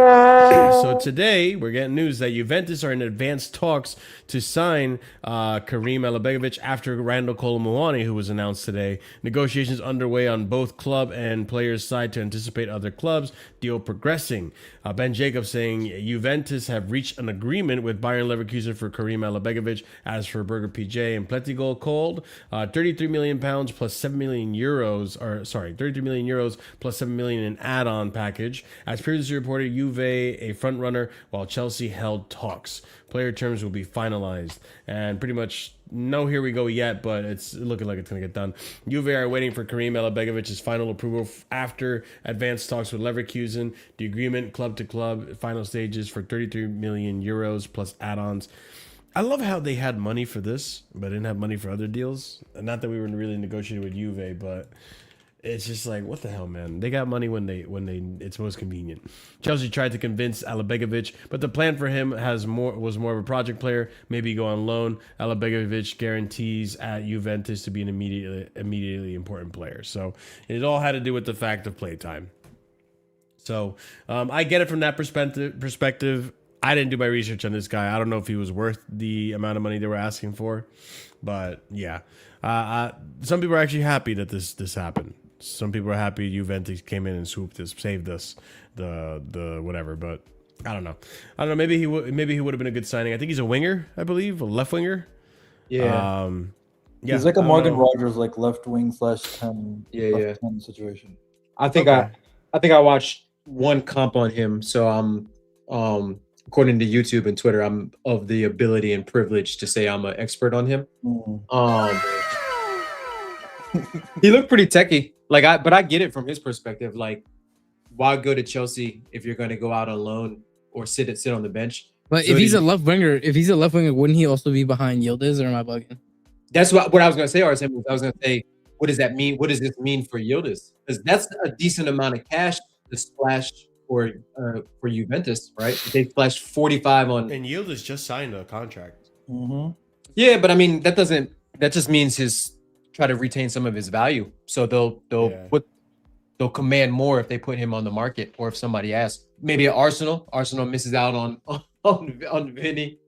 They miss out Get on the fuck out of here, Boston. I've been laughing hilarious. about it all day.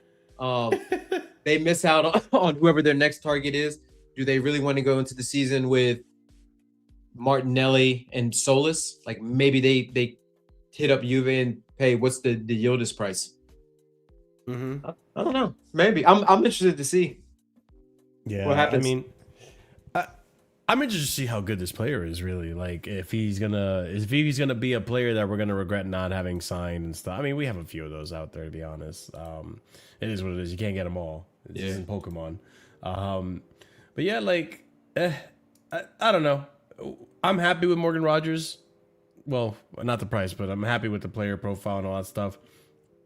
If this happened or not, obviously they're saying it's a project player. We'll see if he's going to be good enough for the team. It's going to be another Omega. It's going to be another Giyu kind of signing. And it's like, okay, do we really need that right now? Like, let's just see what happens with what we got. And on top of it too, like, let's see what happens with Gittins. Let's see what happens with all these other players that we kind of been developing, sort of, quote unquote. Kenda, also another one, you know, like we got some food at home. We don't need to order takeout or carry out just yet. Exactly. Just let us see. Yeah, exactly. So we'll come back to that. I mean, it's not a here we go yet, but it looks like it's gonna be a here we go. So I'm not losing sleep over that one. I'm not getting food chained, whatever the fuck. It don't matter, bro. It ain't no thing, bro. Yeah, you're not ready for what's coming. It is what it is, bro. Yeah, we'll discuss on all that later. Anyways, another one I wanted to bring up. We got a striker roundup. We got a lot of news in regards to the striker position, so figured I'd bring that up, get this out of the way, because there's a few potential moves. We'll see where things go for some of the strikers that we have currently at Chelsea, and one in particular we really want to get rid of. So we'll start off with this one. Chelsea are currently not looking to sell Emmanuel Omega, according to Ben Jacobs, but then directly afterward, that Fabrizio comes out and dunks on him. Liam Delap and Omega are not untouchable for Chelsea this summer. Exits under consideration on club side in case a good proposal is in for the next weeks. Talk Sports understands Chelsea are looking to sell both Jackson and Delap, according to Alex Crook. Sammy Mockbell and Nazar Cancel then saying that Delap was keen to establish himself under new manager Xabi Alonso, but he is increasingly expected to leave. Forests are interested in Delap, according to the Telegraph. Alex Crook also saying Everton are ready to rekindle interest for Liam Delap. David Moyes held face-to-face talks with Delap last summer before Delap made the switch to Chelsea. Liam Delap wants to stay at Chelsea and fight for his place, but with the arrival of Welbeck, thank you. You know what, Danny Welbeck? Thank you. Thank you, Danny Welbeck. With the arrival of Danny Welbeck, no European football, and João Pedro, I love how that's a factor, João Pedro, being untouchable, the prospect of him staying looks difficult. Then on Jackson, the expectation was for Jackson to stay, but now he is willing to leave Chelsea. Thank you, Danny Welbeck, again. This guy don't want to compete with anyone, bro. It's ridiculous. Nazar Cancela saying that he's willing to leave Chelsea. Aston Villa are still in direct talks with both Nicholas Jackson's camp and Chelsea to find a solution for a permanent transfer or a loan. Loan's not going to happen. No agreements yet to be reached. Fabrizio explaining pretty much here with Aston Villa. Interested in Nicholas Jackson since May. Unai Emery knows him well, but reports about possible loan are inaccurate. A Premier League club can only have a maximum of one player on loan from the same Premier League club. Chelsea and Villa already completed the Garnacho deal. For Aston Villa, permanent is the only way for Nicholas Jackson. They are interested, but there are other clubs, so let's see what happens. Reports linking Nicholas Jackson to a loan move to Aston Villa are not true, according to Fabrizio Romano. Again, reporting the same thing. The Premier League rules, it can only be a permanent. Nicholas Jackson will join the preseason tour, according to I am Rahman Osman, tomorrow. And then Dastan, about him as well. He's another factor. Dastan Satpaev's exact role for the coming season has yet to be decided. He is not for sale, according to The Athletic. So potentially a loan. We'll see what happens with him. But yeah, thank you, Danny Welbeck, because now with Danny Welbeck in the picture, it's looking like Nicholas Jackson. It's looking like, what's his face, Delap now want to get out because they don't see the minutes. So hey, thank you to Welbeck. But Satpaev, I mean, KG, you watched the game. I didn't get your thoughts on it. What do you think about this guy now? Because I'm seeing the narratives now turn around. I had Scott in my ear last season telling me sell him. I wonder what he's thinking now off of one preseason. Satpaev got motion, man. Respect him. Yeah. You saw where those Kazakhs were celebrating. He got motion. He got bro. Yo. 1 point, I think he's like what 1.2 million likes on IG. He got motion. Bro. Come on, man. He's The Kazakhstan official government page posting his goal. Yeah. He's got the streets in Kazakhstan. He got the streets, man. But you know, I watched him last year when his team played in the Champions League, and because Kazakhstan's so far away, they'd always play early. They'd play at like noon in the US, so I'd watch him on my lunch break, like 3 or 4 times. He always he looks dangerous every time he's out there. Like he's either on the end of a chance or he's like in and around the action. I mean, I don't think he should stay around with the first team this year. I think he should go out on loan and play. But all those people that wrote him off, like, I don't get it. Like, why would you write off any of these young kids before they actually start getting minutes and start developing? It is honestly a plague in this fan base. It's weird that they write You're speaking too much sense, brother. You're speaking too much sense for them, man. It's weird. Watch the player first, because there was people writing off Esteban before he came on. I'm going to start writing names down because I need to start seeing who these people are so I can cook them. You know, a certain man them, specifically one in this panel, I'm not going to name who, writing off a Sugo before they see him. You know what I'm saying? But it is what it is. You know, I'm going to be honest, man. I watch Las Palmas. You know what I'm saying? I needed to do my research. Who's baby Sugo? I watch. Listen, this guy is Sugo. He ain't gonna make it, man. Let's keep. We'll see. A lot of these young players that our fan bases are shitting on that got minutes last year. You're like, think about it. They got minutes in the most dysfunctional of Chelsea sides that we've had in a long time. No one, if Caicedo didn't look good during that dysfunctional time and he's world class, what do we think these young kids are going to look like? I mean, RSM was in world class, but I was just saying. I knew that was coming. I knew you were going to say. I mean, top isn't a top player. I'm like, if those guys drop off, in the rage bit, man. If they drop off, why? Like, would you expect a 16-year-old, a 17-year-old to play well? All I'm saying with Satpaev is I don't know what he's going to turn into. But I have a rebuttal for KG. Yeah. But he looks like a prospect that we need to like treat right in the development plan and keep an eye on him. How about that? Can I give you like a rebuttal? I'll give you a rebuttal here. Yeah. In terms of like dysfunctional season of that. And obviously you remember the Mourinho season. Shout out to the Mourinho documentary. Looking forward to it. Listen, in that season, it's going to come out August 11th in 2 weeks. Oh, okay. But essentially, the reason why I'm bringing that point up is that, listen, what happened in that one in particular was that Willian became a man on a mission for some reason. He scored 11 goals in that season. He was scamming free kicks, though. Yeah, but listen, the reason why I bring that up specifically is because of the fact that happened, right? Like those players that can thrive with dysfunction. So for me, I'm not 100% on this idea that because the team dysfunction does not really show your true self. Let me give you a rebuttal to your rebuttal. Listen, who was our best player in that era? Hazard in that era. In that dysfunctional team, how did our best player play? He played Like shit. But like, listen, if you're reading the reports, you knew he wasn't happy with Mourinho, and you knew he's down tools. So like, I mean, look, that whatever his reasons were, I don't give a fuck. Like, he still played shit. He was bad that season for us. It's a stain on his Chelsea resume, which I don't particularly like as a huge Hazard fan, and obviously as a huge Chelsea fan. But yeah. I'm just saying, most people in times of dysfunction, like, you might get one or two that are have a shine above the rest, but everybody was down bad for us last year, especially at the end of last year. I ain't gonna lie, and Ahmed, you might join me in this opinion as well. Maybe not with Satpaev because you have weird agendas, but one thing I gotta say is that striker department, either this next season after this one or the season after, it's actually looking kind of promising. Because Shimueka as well is another one that's like, clubs are looking at him. They want to bring him to championship. He's going to get a loan. He had a brilliant season in the academy. And now you got Satpaev that, he looks promising. If he gets developed well, like, I ain't going to lie, man. We might not have that much time for Omega. He might just be in and out. That, to me, that's the curious one. And like, it doesn't help that he got injured before he went on tour. Like, I wanted to see him. Like, I rarely saw him for Strasbourg because he was injured for fucking Strasbourg or he was suspended. So it's like, and then you heard that he scored behind closed door friendlies and stuff like that. So I was like, I just want to see him play. I don't have an opinion of him because I haven't watched him enough. I just want to see what he looks like. Yeah, he's tall. Yeah. We'll see. He likes to rattle he rattles the Strasbourg fans a lot. He was fighting them 1v1 all the time. yeah, that was funny. Yeah, Bro. it really was.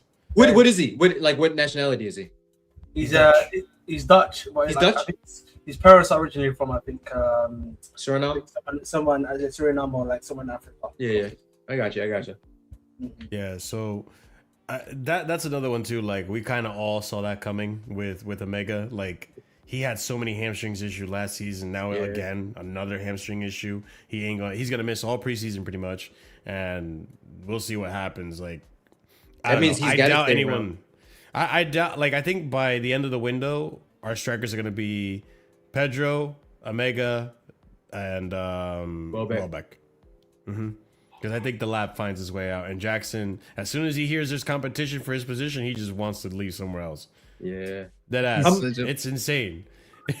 He don't want to fight, even though he could put up a good fight. He could. I know. I will vouch for, like, if there was a boxing match between fucking Omega and Jackson, I'm putting my money on Jackson. But like, he don't want to fight, so he just wanna. He's a fake demon, bro. Yeah, it's crazy. This guy. He's crazy because he's got skills. He's got like if he was okay with being the number 2 to Pedro. He's got like the good complementary skills. So if you need somebody that can do the running, like in case Rogers gets hurt or something like that, like in that left 10 position, he could do that too. Nico, we'll always have the Spurs hat trick, the scammy Spurs hat trick. Bro could have scored 6 and scored nothing, bro. I know. That's crazy, bro. Ridiculous. But yeah, that's the striker department. Obviously, we're going to see how things move. There's a lot of movement going to be happening around all of Chelsea, especially now that we got a lot more signings going on. We're going to be moving a lot of players out, and we already talked about some of them already potentially happening. Just 2 more talks before I end today's show. Ladies and gents, if you haven't done so already, smash up that like button. Appreciate every single one of you sticking around, especially if you've been here for the whole 3 hours. Big up to y'all. Just an update on this, because this looks like, I think this is collapsing essentially. Chavarria. So nothing has been this has gone cold essentially. But just to give a little bit of an update where we're at with Chavarria, here we go. Patty, first tweet I got on this one, July 12th. That's how cold it's been. That's how far back I got to go for these tweets. Rayo Vallecano are asking for more than 20 million euros initially for Pep Chavarria. Chelsea's bid is less than that, assessing the other options, but Chavarria remains a key target. He's an Alonso target. Chelsea were led to believe that a bid around 12.8 million pounds would be enough to sign Chavarria, but Rayo Vallecano are believed to now want closer to 21.3 million pounds. Chelsea are not willing to overpay and feel the goalpost has been moved during negotiations, according to Sky Sports News on July 13th. It gets worse. Pep Chavarria has even lowered his salary to try to facilitate the total agreement between the parties, according to Matty Moreto. The player wanted to move. Obviously, it's a big move for him. Chelsea are about to submit an offer for around £21.3 million for Chavarria. The player's request is a request from Xabi Alonso. Here we go. The Chavarria situation. Chelsea led to believe 12.8 million would be enough. Now it's increased to 21.3 million pounds. Chelsea looked to drive the price down. Negotiations proving frustrating for all parties. Alonso requested him. Continue on. Then this happened. Because the Sarcasm reporting this just in on the 16th. So 3 days later from all that news. Chelsea have been told that Rayo Vallecano will not sell fullback Pep Chavarria unless his release clause is met.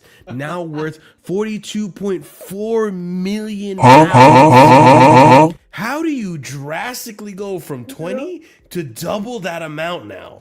What are these this is crazy negotiations, bro. Rayo Vallecano saw a chance and they're like, yo, they did. We could get money out of this guy.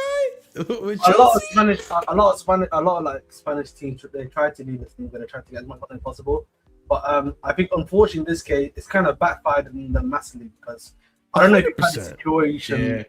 I don't know if you've seen the situation of the football stadium or the pitch with them. It got destroyed and trashed by their fans, and like it's unusable right now. I don't know if you saw that. Yeah, I saw the video, bro. It looks awful, bro. Now they actually need money. And now you guys try to cut this out. But you know the Spanish teams, like in La Liga, love to put ridiculous release clauses in all of their players' contracts. It's one thing to do that, right? Yeah. It's a whole nother thing to come to negotiations with one price and you're being reasonable, and then be like, you know what, you're Chelsea. You know, CFC London, LDN. We know who you guys are. You're all about the money. We're gonna raise that up now, double now. But it makes sense to have a release clause in like a Yamal, somebody like that. Sure. This dude's a left back, a 28-year-old left back for fucking Rayo Vallecano. Like, why does he have a release clause in his contract, and why is it so goddamn high? 42. Keep in mind that's much. 42 million pounds. So what's that, like 50 million euros? Yeah. That's crazy. Almost Cucurella money, bro. Like, you know, it's actually crazy, and Cucurella is actually worth it. The Blues initially felt that the encouragement to pursue the deal, but saw an opening £15 million bid rejected. They have then since indicated they are prepared to increase their offer to 21.2 million, although it remains so. This is hilarious. So then, update to present time. The Athletic reporting discussions with Rayo Vallecano for Pep Chavarria are ongoing, but Chelsea are looking at other options for the left back role. They and Rayo are struggling to agree a fee. Yeah, I wonder why. So alternatives, according to several observers, 18-year-old Landon Manalo has been the breakout star so far, and Manalo has a real chance at Chelsea if Pep Chavarria does not join. I'll be so real. Sorry for the Cobham stands in the chat. I don't want Manalo anywhere near this club. I'm sorry. After what I saw against Sydney, I'm okay.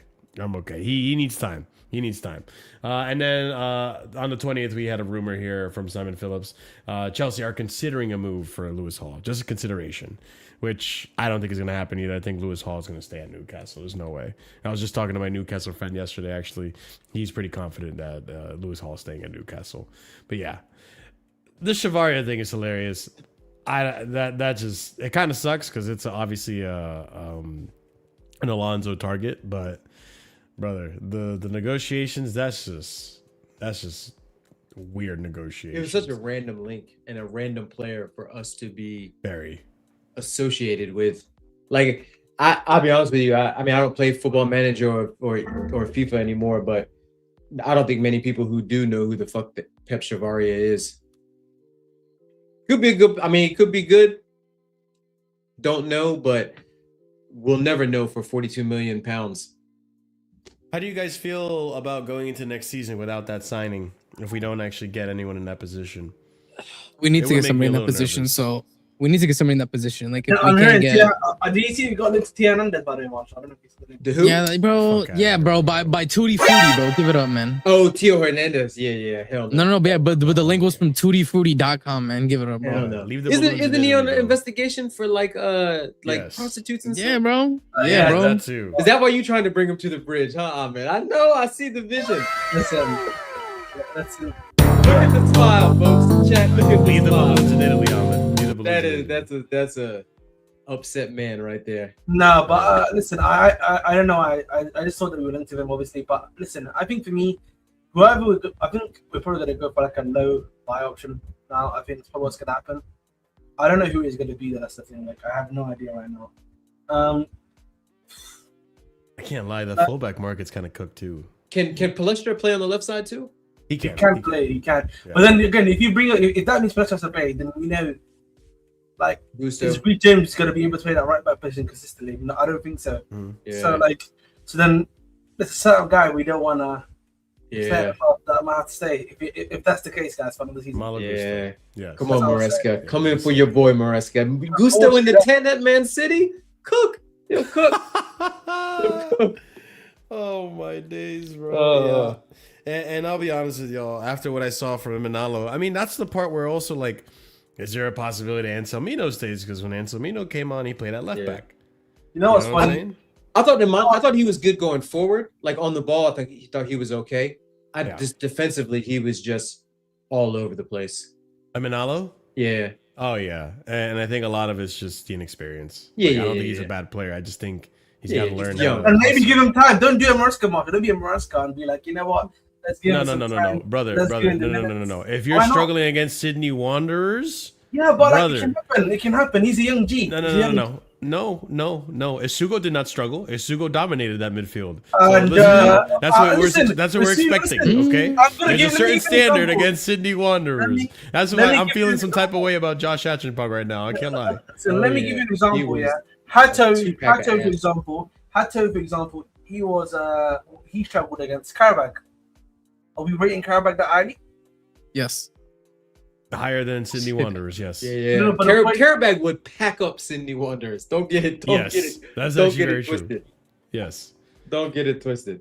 Listen, I'm willing to give Emanalo time, but that was a little bit of an embarrassing display. So Let's see are what you Emanalo saying- does in the next one. Are you saying that we should still be in the market for a left-sided defender, left back, left full? I think it's something we shouldn't neglect because What about Barco? Hato right now is that guy. Barco, we don't know if he can do it. Well, he can do it technically, but we don't know if he'll be good because he kind of struggled in that position at Brighton. Obviously, that was 3 seasons ago. Yeah. He could be a different man now. You know, Randall. I like to call him Randall from Recess. You know, he. I don't know. I don't know if I like him anyways anymore. I'm kind of starting to. After the World Cup, I'm starting to feel a little different about Valentin Barco. I can't lie, bro. I actually, when I watched him at Strasbourg, he's actually a nice little player. Like I Emphasis don't know a about little. Barco, man. I think he's got like a little bit of tech about him. He's got a little bit of bite, a little bit of end product. Like he's a good fucking at runt, bro. he's good at like a lot of things, but he doesn't is. have like a standout attribute that I could ever. I think see developing. Barco's gonna be better against teams that like want to play low block against us. I don't because he can try to do stuff, but like in the big games, bro, like he's just I feel like he's gonna be a bit too weak, bro. Easy to run over. I'm not gonna lie, man. Yeah. He's definitely frail, but I don't think he would ever. If there's a situation, to be honest with you, Arsene, if we play him in a big game, then we have a worse problem. I hear it. No, I hear it. This isn't a bad shout. What about Moreira? Maybe. As a backup, maybe. But I don't know if he wants to be a backup. I think he's aspiring to really get starting sometimes we minutes need in to that Belgian realize team. There's life after Chelsea. And I think Moreira has realized his life after Chelsea. I think so too. I agree. Yeah. I think he's moved on from. He was Chelsea. linked with Roma for a little while. Yeah, still is too. Yeah. I have a Strasbourg Roma's linked segment, to but that's Roma's linked to even me at this point, bro. They're linked to everyone. They're linked to someone. That's true. Yo, could you Ahmed in the gas They're linked with everyone. Bro, Ahmed is killing me, son. He said they're linked to me. Listen, man, I'll cook in Italy. I promise you that, man. ACL Ahmed. Free ACL Ahmed. The worst part is Ahmed actually did have ACL, bro. Like that's the craziest part. Like, he's not even lying. Yeah, man. Yeah, honestly, I was wrong, man. They're linked with everyone. They're going for everything. All right, cool. So we'll see what happens with that left back position. Emanalo, listen, I've heard good things about Emanalo. Let's see what happens in the next game. Maybe it was nerves. It happens. He's a young kid. Like KG was saying, going forward, He had decent chances. I mean, there was that one chance he sent it wide. He was going for the near post. I remember that. I was like, all right, looking forward, look good. But defensively, we were getting cooked on that side, and he was part of the problem. So I was like, okay, come on, we can't have this happening with these guys. Geladue ain't coming to Chelsea, bro. He's trying to get out of the system. But yeah, let's move on to the last topic, call it a night, and go from there. And this is pretty straightforward, simple. I'm pretty sure a lot of people aren't going to know anything about or care about this, but it might be something here to talk about. Academy signings. So a few little things that have been going under the radar. Obviously, the beginning of the window was really weird because when things weren't working out, specifically when Xhaka didn't work out, Fabrizio comes out with a rage-baiting post about Chelsea signed this another youth player and all this, and it's like, all right, what are we doing here, man? Like we don't have to report these things. We don't really. I'm very much of the view. Actually, we should not be having a discussion about 15 and 16-year-olds, bro. Yeah, I agree with you. Fair enough. I agree with you. Good thing this guy's 18. So jokes on you. So official. Chelsea is pleased to announce signing of 18-year-old Harrison Batoni, who joins from Wigan until 2030. He's predominantly as an attacking midfielder who's also being used as a striker. We'll see what happens with this guy. This is actually one, Ahmed, this is what you're referring to. But from an American standpoint, I'm interested to see where this goes. And I remember after we got eliminated from the World Cup, I told the Mandem in the chat, listen, I'm not worried about, this ain't the golden generation, okay? I'm not worried about this team and the golden generation. There will be better talents down the pipeline. We're seeing it slowly but surely. It could happen. This guy, Chelsea, have agreed a deal, and this happened, immediately after Lacroix? Or who was it? It was after Morgan Rogers. Immediately after Morgan Rogers, this got announced, and no one gave a fuck, which is great. This is what we want. Chelsea have agreed a deal to sign the under 15-year-old Benji Flowers from FC Dallas when the U.S. Youth International turns 18. FC Dallas will receive an initial fee of around $3 million, with performance-related add-ons potentially taking the total package to $10 million. Chelsea believe they are securing one of the brightest young talents in American youth football. I don't know how you see it, but to be fair, this guy at 15 is playing with U18s, I think. He's like far exceeding his development. Tom Bogart, who writes for The Athletic in the U.S. Historic deal for 15-year-old player. Chelsea scouted Benji Flowers with the U.S. Youth National Team and Dallas Academy. Beat several European teams and Mexican teams who wanted him. Homegrown deal. Chelsea future negotiated simultaneously. Homegrown deal wouldn't be signed till Chelsea's future is done too. Flowers was in England recently to complete the move. I'm not watching this guy play football, so it is what it is. But I know he's playing. He's playing ahead of his age, is what I know so far, which is always a good thing. And I was gonna say this, and KG, I'll be honest, Landon Manalo, give it up. You're not gonna make it into the England national team. Come play fullback for the U.S. Yeah, I wouldn't mind that. I wouldn't mind that one at all. He's from Tucson. He's from Tucson, Arizona. So he's got. Yeah, I heard that the other day too. I was shocked. Shout out Tucson, man. Yeah, come do your thing, homie. Come join the Red, White, and Blue Army. Yeah, we could use a player. Listen, I just called you shit a second ago, but you know what? the bar is pretty low in the U.S. right now. Yeah, bro. Water under the bridge. Water under the bridge. Water under the bridge. Water under the bridge. Hey, you could be shit for Chelsea, but for the U.S., you're world class to me, bro. Yeah, so come on over to the U.S. We got Benji Flowers coming in the future down the pipeline. Like, we might be cooking with oil soon. So I don't know. Shameless, man. Shameless. Yeah. But any thoughts on any of these guys? I mean, even from the U.S. men's national team perspective, even like we'll take that too because they're a hot topic right now. Yeah, I'll be honest. Like I saw the shamelessness of Fabrizio, and I agree with you. Like we shouldn't, or Ahmed, we shouldn't know that kids are signing for like the under 18 kids. But as an American, I would love. I've got my pause. I've got my eye on that kid to see what he develops in the future. So I hope he works out. I don't really want to see too much American slander after Pulisic at Chelsea, but hey, we'll see. He must be good because I mean a lot of teams have their eye on him. That's a lot of money for a U.S. 15-year-old. Yeah, 100%. This is the one that rattled everyone. Fabrizio being shameless. Exclusive: Chelsea agreed a deal to sign 17-year-old talent center back Alfie Osborne from Hearts. This one dropped right after the Shaka thing fell through. I was like, why are we doing this? This is clearly an academy signing. Like, we don't need to announce this, but he's doing everything he can for clicks now, man. It's crazy. Fabrizio used to be that brother's starving, man. He really is. And now, Fabrizio be doing he be doing cost of living announcements and exclusives now, bro. It's crazy, man.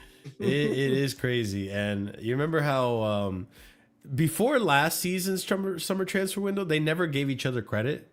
Now Fabrizio's constantly like, reported by Burger FJ, reported by Broken by David Ornstein, broken by all bro, these because guys, he don't got called out. Get the he's sad as hell, bro. They're not giving once clearly they started giving him the exclusives, bro. Yeah. I'm telling you, it's been dark for him, man. It really has. It really has. Fabrizio got to start paying a little bit more for them stories, Fab. We know you got the money. We know you got the money. Sharing some of that brown envelope money, man. Yeah, man. The real brown envelope. But yeah, from a US perspective, like, I agree with KG too. Like, it's interesting to see. I'm looking forward to seeing what potentially could happen with the future of some of these players. Emanalo, hey, come to the US. I'm telling you right now, because I don't think you're getting into the UK team over like a Lewis Hall, for example. Like, let's just see what's happening. Maybe development skyrockets, but based on what I saw yesterday, hey man, we'll develop you in the US under Podge. Nico O'Reilly too. He's young. Yeah, true. This man said develop under Podge. Do you want him to go, or are you threatening him, bro? That's a good point. Actually, I'll shut up. But there's also some players in Red Bull New York, and there's a striker, I forget his name, and then another defensive midfielder that looks promising. Bro, I'm starting to scout because I can't see US crash out the way they did again. Yeah. Oh my God, I need to see other players, and now they got a qualifier, so you actually have to play for your spot. Please, Pochettino, do the right thing. Do the right thing, Poch. Which that's a lot. I was already asking for a lot. All right. Any final thoughts, ladies and gents, before we close it out? Go ahead, Arsa. Go ahead. Oh man. Listen, guys, do not crash out yet. The window's not over. Like, obviously, the rivals are gonna want to have their laugh about the Henderson and the Welbeck and stuff like that. Just listen. We said when Xabi Alonso's hired, what do we say? Give him the keys and let him do what he wants. Trust Xabi Alonso. So do that. Agreed. Actually, do that. We all said that. We said, hey, listen. The owners and the SDs don't know what they're doing. Just we need a top tier manager to come in and guide the window, get his players. He's doing that right now. So just calm. Like, people, no need to crash out. No need to do too much. Wait to see the whole window, and then we can assess and grade and see what's going on from there. No need to be doing too much yet. Yeah, I agree. KG, you want to add anything? Yeah, I'm currently in training right now, just in case Xabi Alonso calls me and they want to sign me, because I heard that they're signing old people. But I agree. All jokes aside, I agree with RSM. Like, if Jordan Henderson's our last midfield signing of the window, then crash out. But wait until the window ends. Yep. See what we do. We see how we move in silence behind the scenes. We know who we're linked with. We know we still have money. Get the outgoings sorted. But don't lose sight if there's market opportunities like Bruno G. If he falls into your lap because Arsenal don't want to pay 80. Keep adding to the squad. Quality. Give me quality. I don't care if they're young or if they're old. Give me quality, depth, quality starters, people to push the 11. Just get that mentality back that no position is safe. True. Actually, let me ask you guys this. As of right now, are you guys pretty content with the window? If it ends today? Yeah, let's just say if it ends today. I think if it ends today, I think it's a 6 out of 10. Just because I think we need a lot more outgoings. Like, that for me is the big part. Because I think realistically, I know we're gonna get more incomings just because of all the news about we're still gonna get a midfielder. We're still like looking at center backs. Like, I know there's gonna be more signings, but at this point, I would love to see. And I don't know, KJ, if you were on Lewis's stream earlier, but he said that from what he's heard, there's gonna be like a fire sale soon. So hopefully we see that start to materialize. You know what I'm saying? And then, like, that's for me is the next step. We got a lot of the important incomings. We got the left-sided attacker, right? We got the center back in. Now let's start focusing on some outgoing. Agreed. All right. So Marshall, for that question, if the window ends today, does the window end for everybody else, all the other teams in the league? Yeah. Oh, then our window, that's nice. our window's second best behind Spurs, but Spurs have the most to improve on. True. That's They had the true. they had the biggest gap to make up. Liverpool's windows. United like Tielemans, and they're frozen. They froze. Yeah. United, City haven't done anything besides Henderson. You got Maresca in. So if the window ended today, and it's just we're easily top 4. Yeah, for sure. Pushing top 3 with a good opportunity to finally break our duck at Wembley and win a domestic. I really hope that's true, bro. Yeah, I do too. I'm really getting tired. Like, this window's giving me optimism. I'm obviously reserved because I've been hurt too many times. You can ask RSM how I've been feeling about this whole window. I was waiting. Even right now, I'm still not seeing the official announcer. LaCroix is like, wait, what happened? Man? I hope, please. But I look at please don't leave him in a hotel in Australia. Please don't do it, bro. But I look at it like we got 2 starters in positions that we needed. Left side of the attack, and then a quality. We got Garnacho out as well, which is a big quality center back. So that's improving the first 11. We got Garnacho out. That improves just the vibes, the optics.